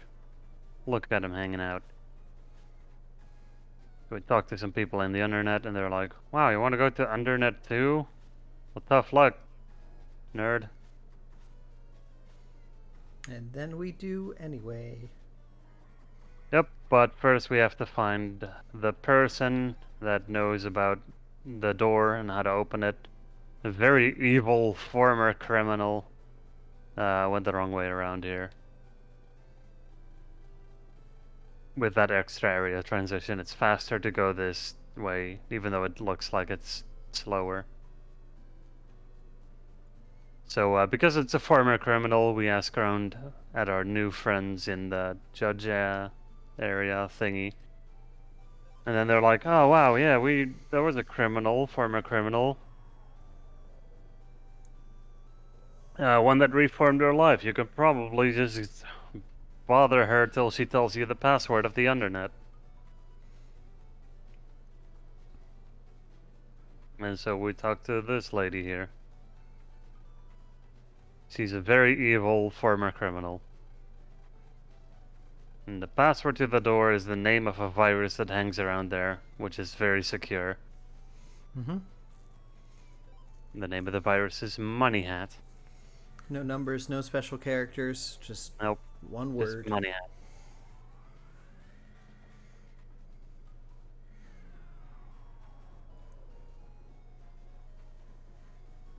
There we go. We're also in like another tournament-y thingy scavenger hunt, essentially. I think it's like the next step of the earlier one. It's been too long since I followed the story along. But, yeah. You followed the story along? At one point. I've done like multiple casual playthroughs of this game. Well, yeah. I'm saying after 6 of these, I'm like, okay, cool. Who's messing with land? All right. Mm-hmm. What's W3 doing this time? What are they called this time? Okay. Mm-hmm.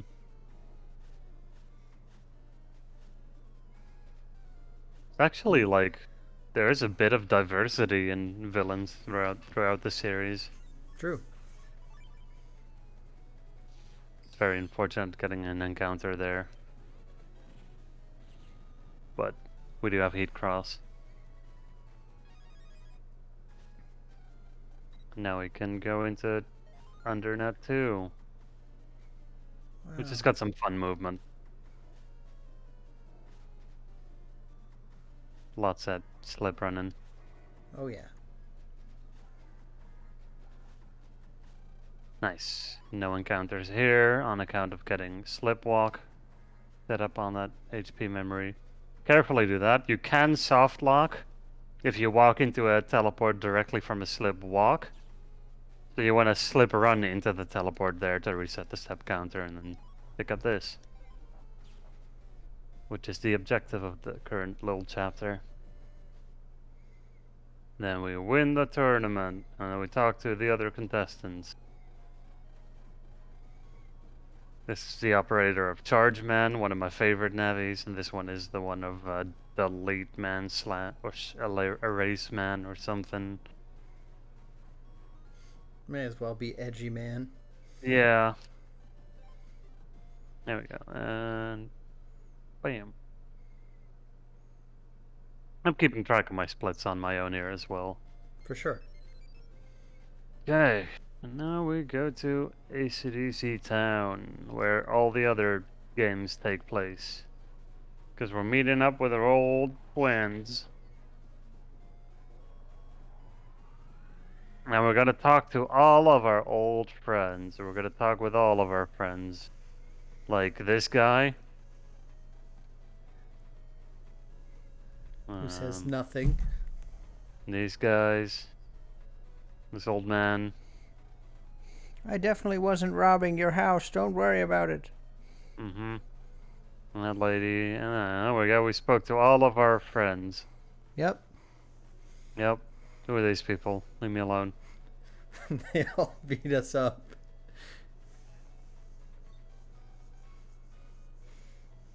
Alright.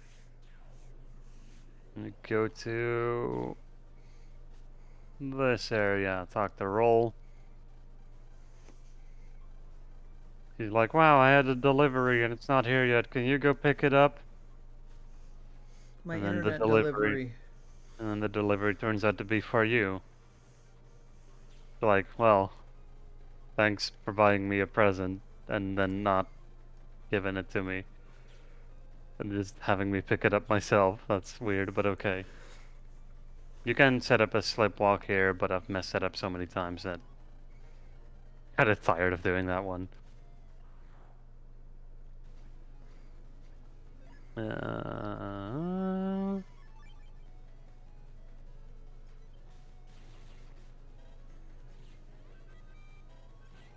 Doot. Dude.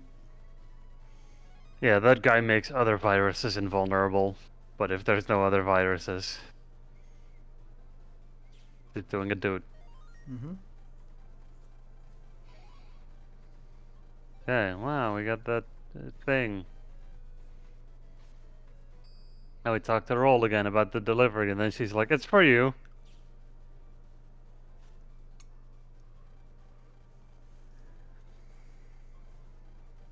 Now let's go to the place where we always meet up with our friends on the internet. Every time. Undernet 4. Eh. I just want to slipwalk this area, just no encounters for me here.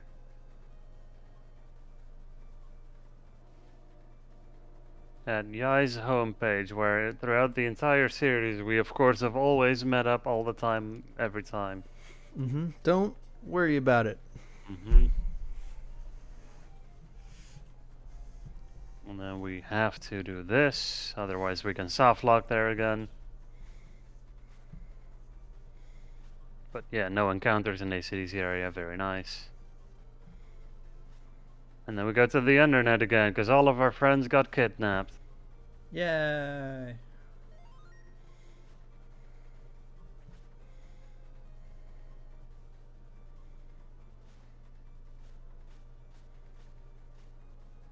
Because of the angle we came in, we can do a little bit more slipwalking there without encounters. Or slip running.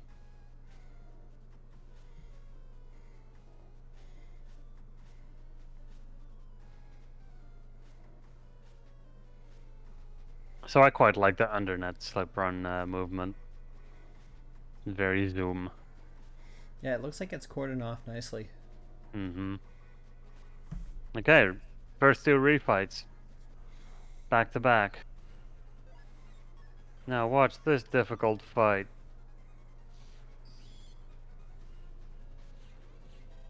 You got hit there twice even. Oh, the double. They just manipulate his AI. He only attacks from the front row if you're in the back here. So you could just literally charge buster that entire fight down. Actually, I'm gonna wait with that one turn. The tip I just drew. Oh, okay, that did work. Okay, cool. Okay, now we go pick this up. Beast out. 200 damage. 200 damage.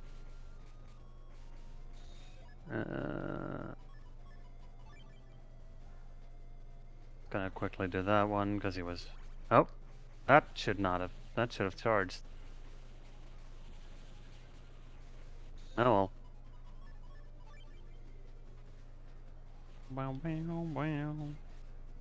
Oh yeah, he was in that. There was a broken tile there. Anyway, that's the refights.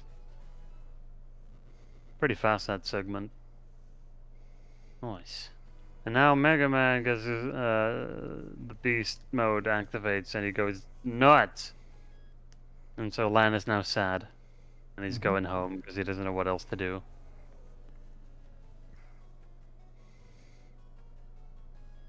Yeah, nuts. Speaking of nuts, we're running that later today.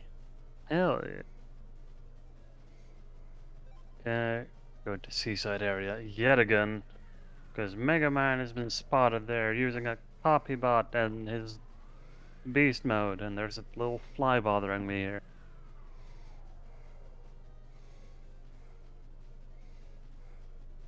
There we go. Trigger a cutscene. Get the cutscene. Then our teacher, who briefly worked with the villains, is like, hey, come meet me at the sky area, because, I don't know. Don't know why we're going there.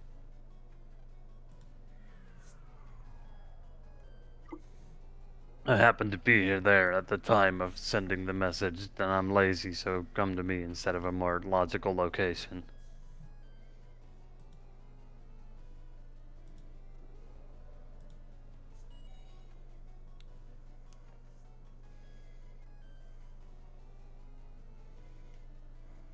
So we meet with our teacher, who's very sorry about his involvement with the bad guys.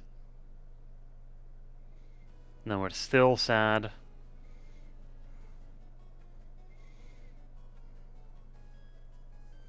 But at least we now know what to do and how to get Mega Man back. The solution... Heatman. Mm-hmm. You see the pattern in the game? I should have it by the end of the run. No. The pattern is Heatman. Oh, okay, yeah. Yeah. Is Mega Man in trouble? Go get Heatman is kind of the fix. Heatman spin-off game when? Ha! The real hero.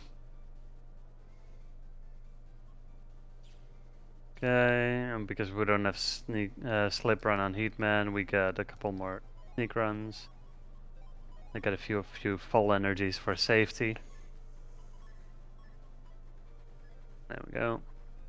We just have to make this same walk twice. Through Central Area 2 into Central 3. To basically the exact same spot for plot reasons. Because we want to jump down this giant hole here, but we're not allowed yet.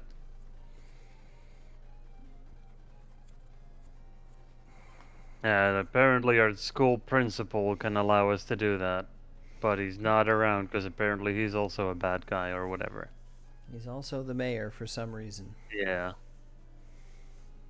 It's like, oh man, we can't have another unique sprite character that doesn't appear much in the story. Let's just reuse the other one. Yeah, we're too busy not redoing the backgrounds for AC/DC. Mm-hmm.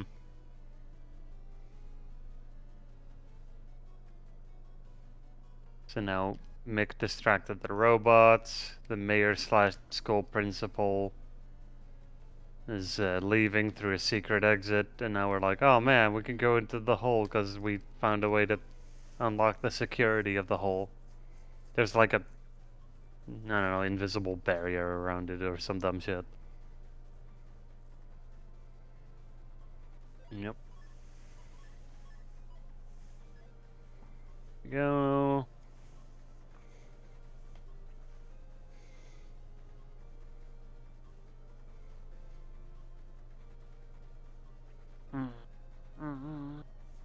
So now there's this passed out guy. And guess what? The final evil spirit segment. Yay! So again, just try to optimize movement, memorize the pattern.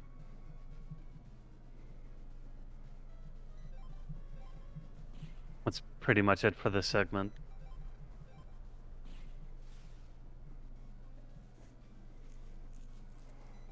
Right, Crayon? The principal is just like, oh man, this job in the education system is not paying enough.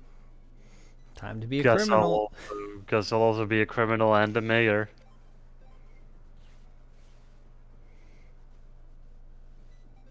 Commentary about how teachers should get paid more. Vague affirmative statement. Mm-hmm.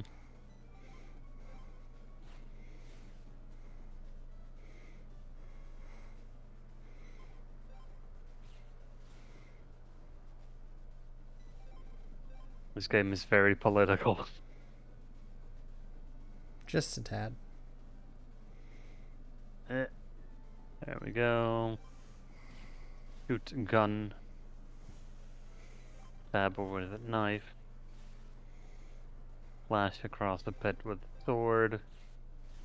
And then 2 more gun uses. This first area is very generous with the things they give you to do this one.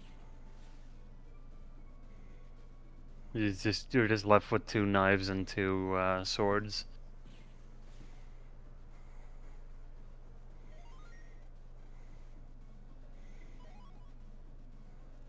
They have the audacity to put, looks like it's finally cleared up in the dialogue, even though they made you do this shit like 5 times.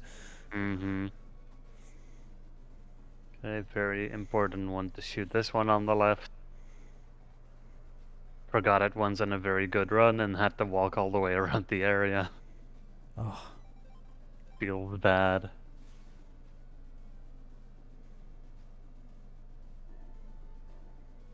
You can ask any good Battle Network 6 runner that we've all forgotten the dumbest things.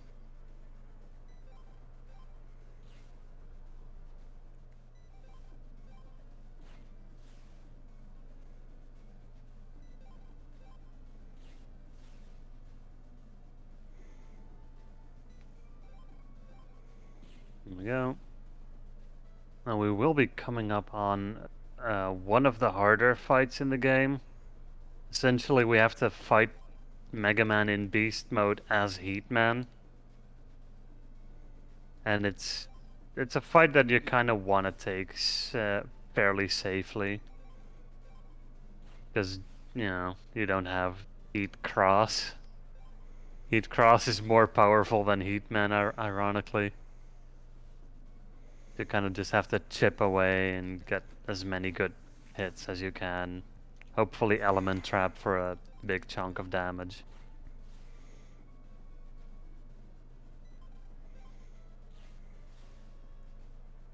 Yeah, there's always more things to forget in this game. So many specific bits that you have to do. we'll see some of that in La Mulana tomorrow as well. Oh yeah, no, for sure. Okay, don't have the best setup here. I'm just gonna... whoops. Want to do that for the most part. And I'll have one more, because he will be doing... Okay, did not manage to keep that, sadly. You want to hit that pretty nicely from a nice distance to get that counter for double damage on whatever you're using next.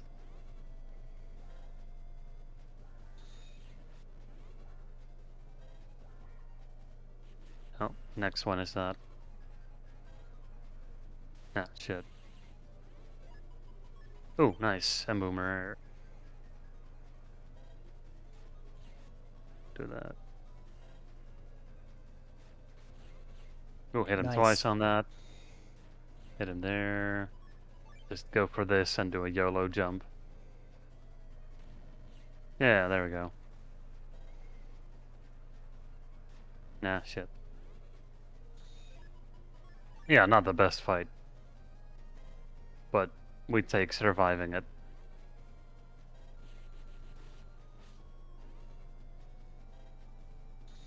Ah, that. Oh, hey. Another chip that I would have liked to see way earlier. There we go. And now into a fight that is a lot easier, provided I can get the lineup correctly. So you can kind of manipulate Kernel's AI by standing in the right spots. I think I'll just do this safe one where I just take the same steps, and he will just do this for the entire fight. There's a way where you can lock him a little bit better, but I'm fine with using the safe strats for now.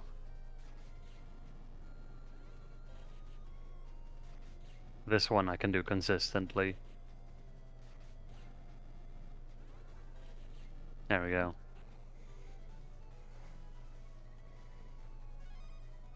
Bam. Alright. Few more things to do. And then we'll be heading towards the final areas after that. Quite more opportunities to save or lose time. And then there is, of course, the final battle, which is a thing. We want to go to AC/DC area because we're 2 hours and something minutes into the run and we still want to pick up a shortcut.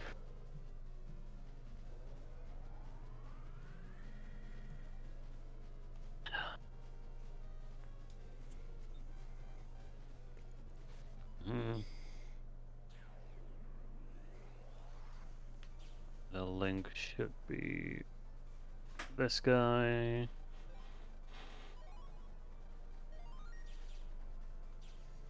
Go to sky area, because everything connects to sky area and undernet in the end.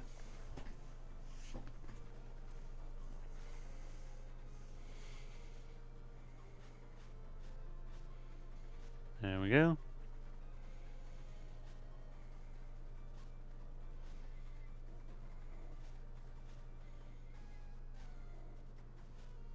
I think this is this one, right? Yep.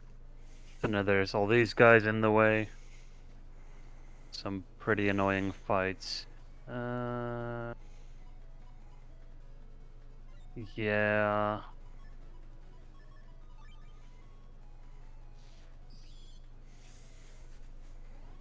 Yeah, whoops.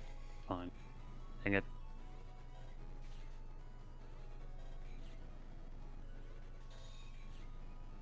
Dang it.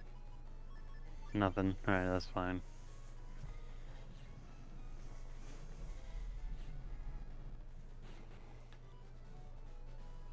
These fights can be quite annoying if your chip draws aren't great. There's even a couple that I tend to take a lot of damage on. This might be good.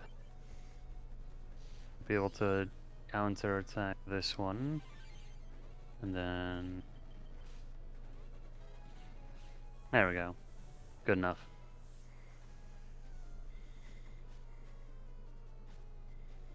Okay.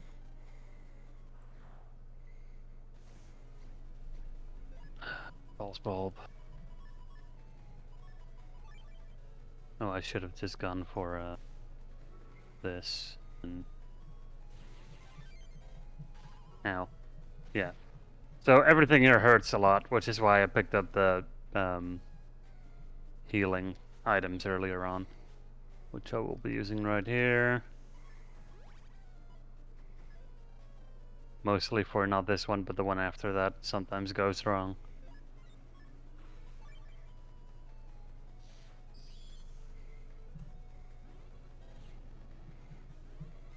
Yeah. Oh. Okay, cool.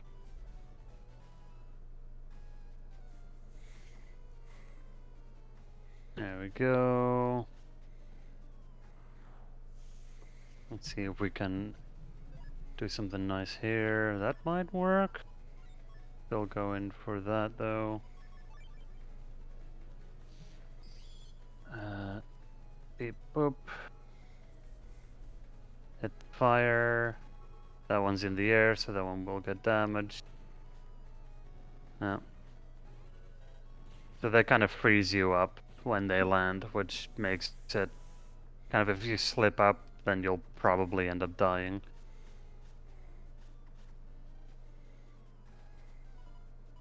Okay, we need to read specifically that message.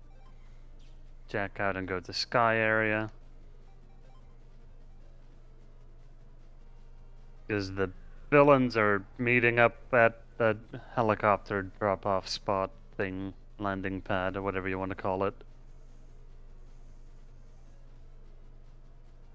And they got Iris, whatever the guy was who's the operator of Colonel. Anyway, everything's fine now.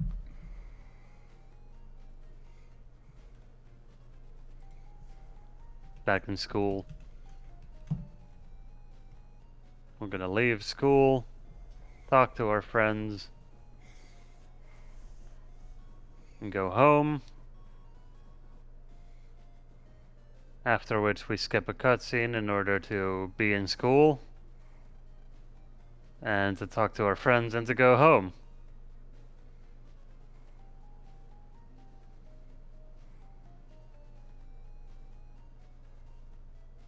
And here's Iris.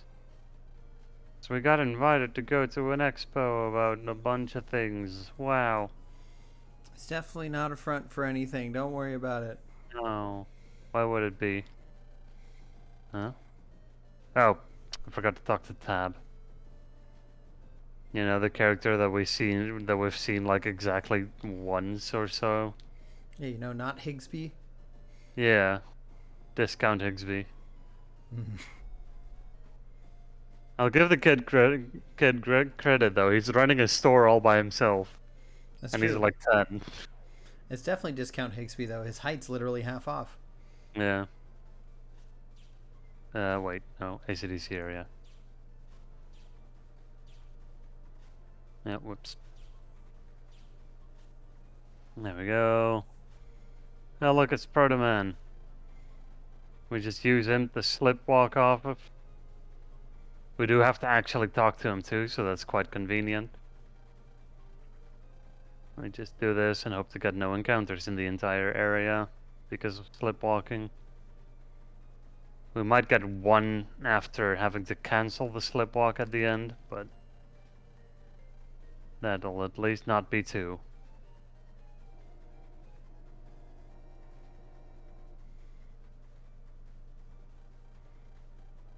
Okay, I slip ran into him, so that might actually be enough. Yes, perfect. Now we go to bed, and then all of our friends are gonna be gathered right outside so we can go to the expo together. Yeah. Oh, skip the cutscene. There we go.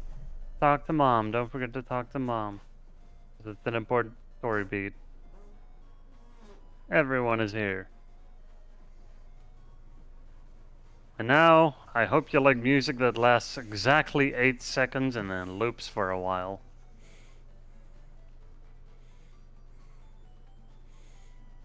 That's the song.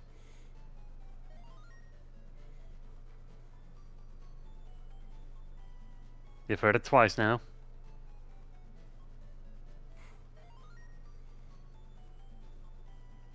Three.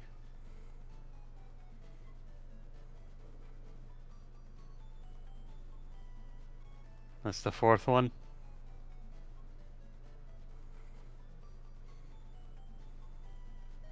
That's the 5th loop.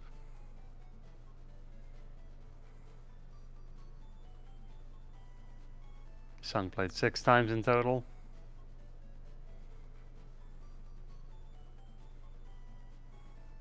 Seven. So we get to listen to it approximately 7 times, an entire song. Wow.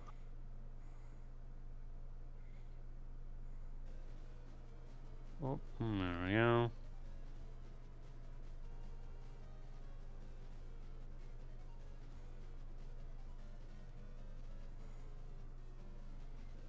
Oh, there we go.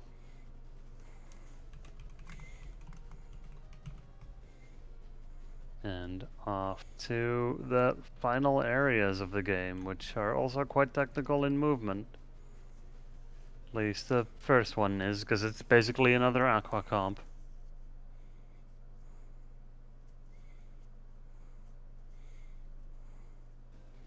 Oh, also everybody remember to follow the channel. We use this for the occasional events with the streamer community.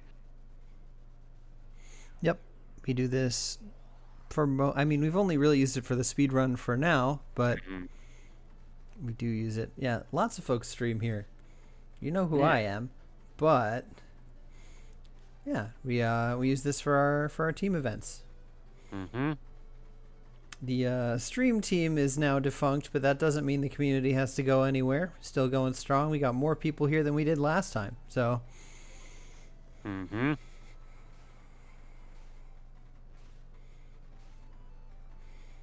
Okay, so my goal is to keep the slip walk throughout this entire comp. So we will only get like one encounter at the end, maybe. Oh, well, I blew it. So touching any wall cancels the slip walk, which is annoying. But hey, at least our basic movement will be faster now. Hope that makes up for the few encounters that we're going to be getting. Ooh, this is not a good one.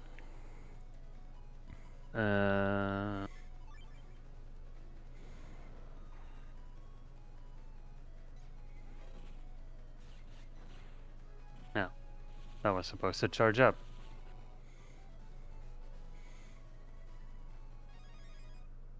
Very narrow, Hey, 3. it's the train arrow we needed.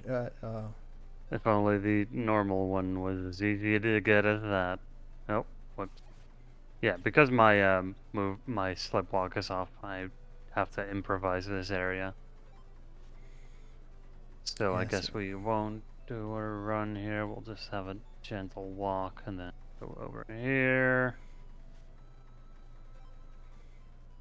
The fights here are not the worst, and there is no refight here as we've already beaten Dive Man on an earlier part. So there's not even that to worry about. That was pretty good though, no encounters on that one. If we can get away with just having the one encounter, that would actually be quite good. Okay, we wait here for the red shark to come back. And we wait for this one to come around, and the other one.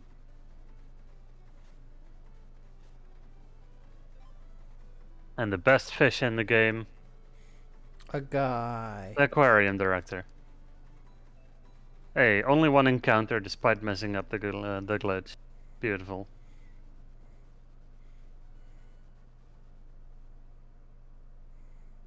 And now in this next comp, there is a trick you can do which saves like, I don't know, 30, 40, 50 seconds maybe.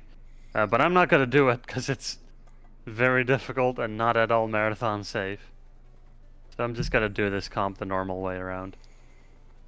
If you're really good at this, you might be able to make it marathon safe, but I just wouldn't. Ah, shit, I accidentally messed it up. Well, we're gonna have to do it anyway. Yeah, looks like we're moving. Okay, yeah, no, there you go. That's fine. He RNG'd from the wrong angle. That's fine. Now I get to move correctly. I just instinctively slip run forward here.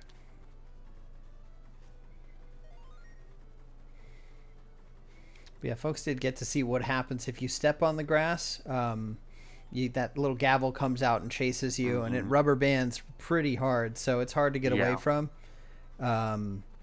Yeah, slip running around here is a tough gig, but if you can do it, Mm-hmm. it can save you time. Oh yeah. Yeah. Well, we do have Judgment at the end there, which is a easy fight. Like the fight doesn't even change from the normal one. It just has more health. So at least the boss here is easy.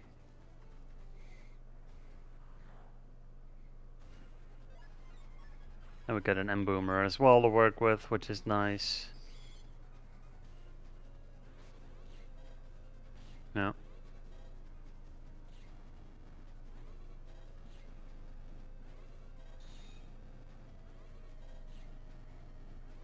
Yeah, it's going there. Dang it. Would have hoped that it went to the other tile, but that's fine. That's the Judgment refight. Now onto the Element Man refight area. Pretty reasonably annoying area to go through.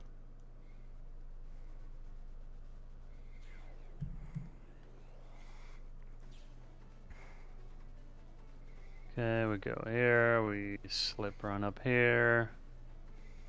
Look at this, there should be another one over here.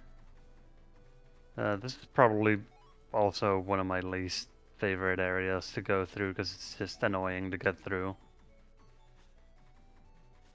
There's also one random encounter which we might get, which I don't hope we get, where we're just gonna have to continually try to run from it.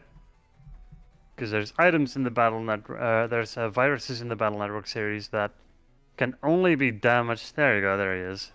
Can only be damaged by sword chips. So we have to try and run away from him. I do want to kill these guys though. Otherwise we might even die and that would be even worse. Now we just press the run button and hope.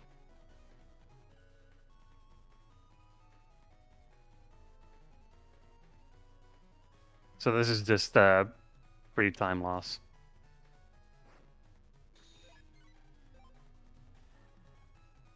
Yep, another nope.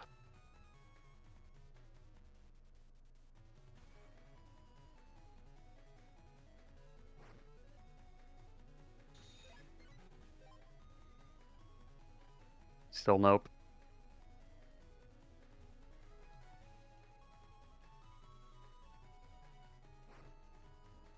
So the chances of this encounter aren't super big, which is why getting them makes it even worse. You just have to hope. Yeah. Now,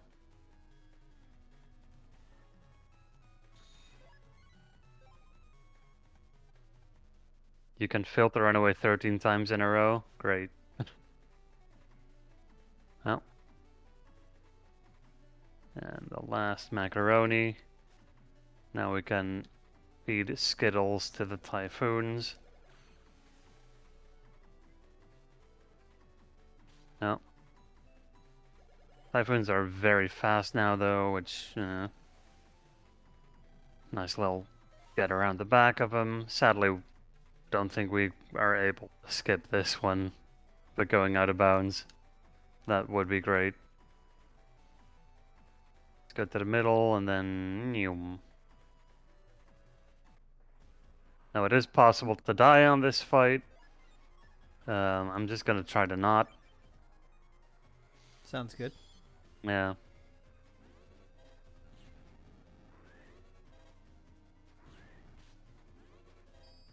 Oh, the transform, I should have let that happen.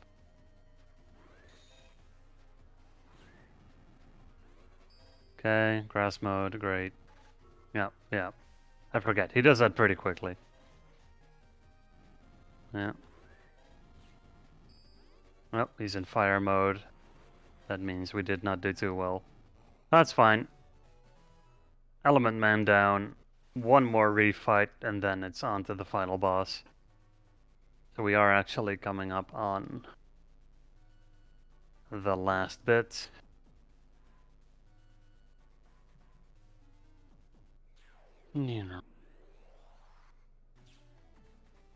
Pretty annoying area to go through here.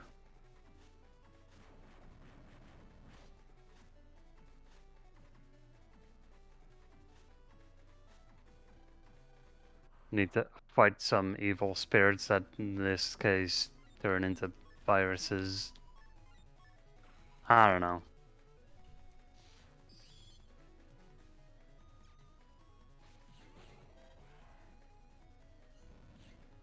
Nice, that was a good one. Need to kill 3 of them here.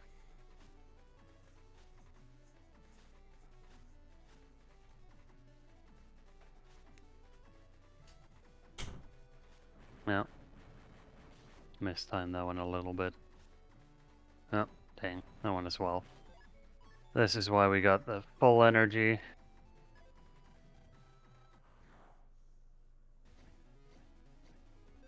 Ooh, that one. No, actually, this would be better. It's a little bit finicky to set this up. It's mostly the guy at the top right that's a problem. Did not need that transform, but better safe than sorry. Go do this, and this nicely times us with this entrance here.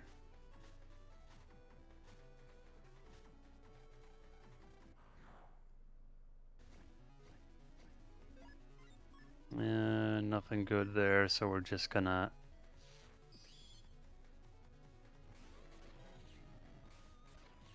No, do not want to get hit by that.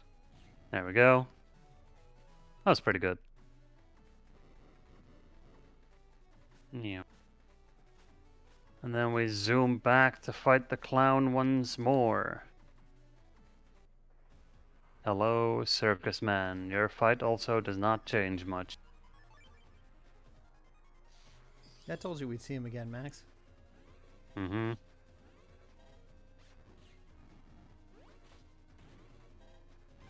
Do that. Why not? Okay, now we try to not get hit by the 10th move.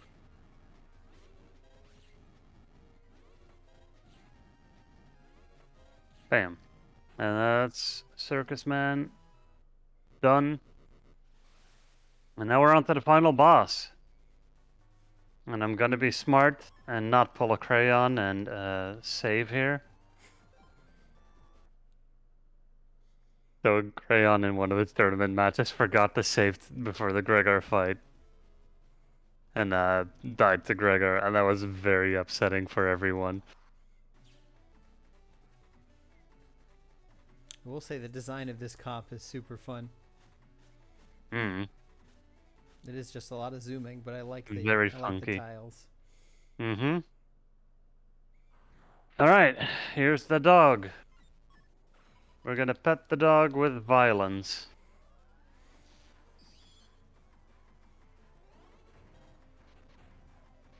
Yeah. Unfortunate. Dang it. Okay, well, ooh, we've got a good draw here. Sadly, we did not get any charge hits beforehand, but this should be good. We just gotta play it fairly safe. Well, Now we are try to Fire Dog. bam.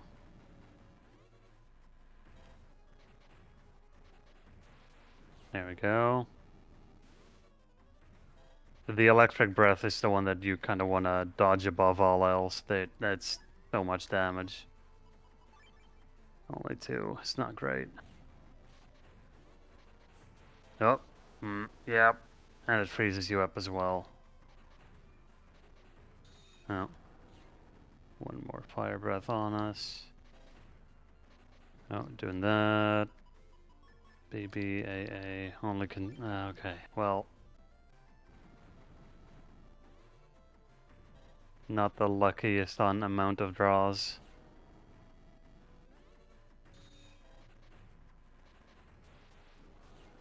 Okay, so we're gonna have to do the last bit of damage with regular Mega. Maybe he jumps on that. There we go. Time. All right. Hooray! We did it. We saved the world. Kind of forgot to give you a heads up on the time there, but It's fine. I nailed it right when you said it, so you're welcome. hell yeah. Brilliant. So, yeah, that is Mega Man Battle Network 6, regular version. It's a good game. And Mega Man is good. Get the Legacy Collection next month. Yeah, And go get it. yeah. How are we on general time? How much longer till the next run is supposed to be up? So we have a little bit of setup, and then Max is on at noon, but we can start anytime between then and now. Maybe give him a little Mm-hmm. more time. Um, Sure. that estimate may be a little adjusted depending on what's going on. We'll talk about that when we get to that run, but Mm-hmm. we are If we going need set buffer up. time, I can just derp around for a little bit. That's all right. I'm gonna move over to setup, and we'll get things going with Max. So All right, stick fair around, enough. folks, and we'll be back soon.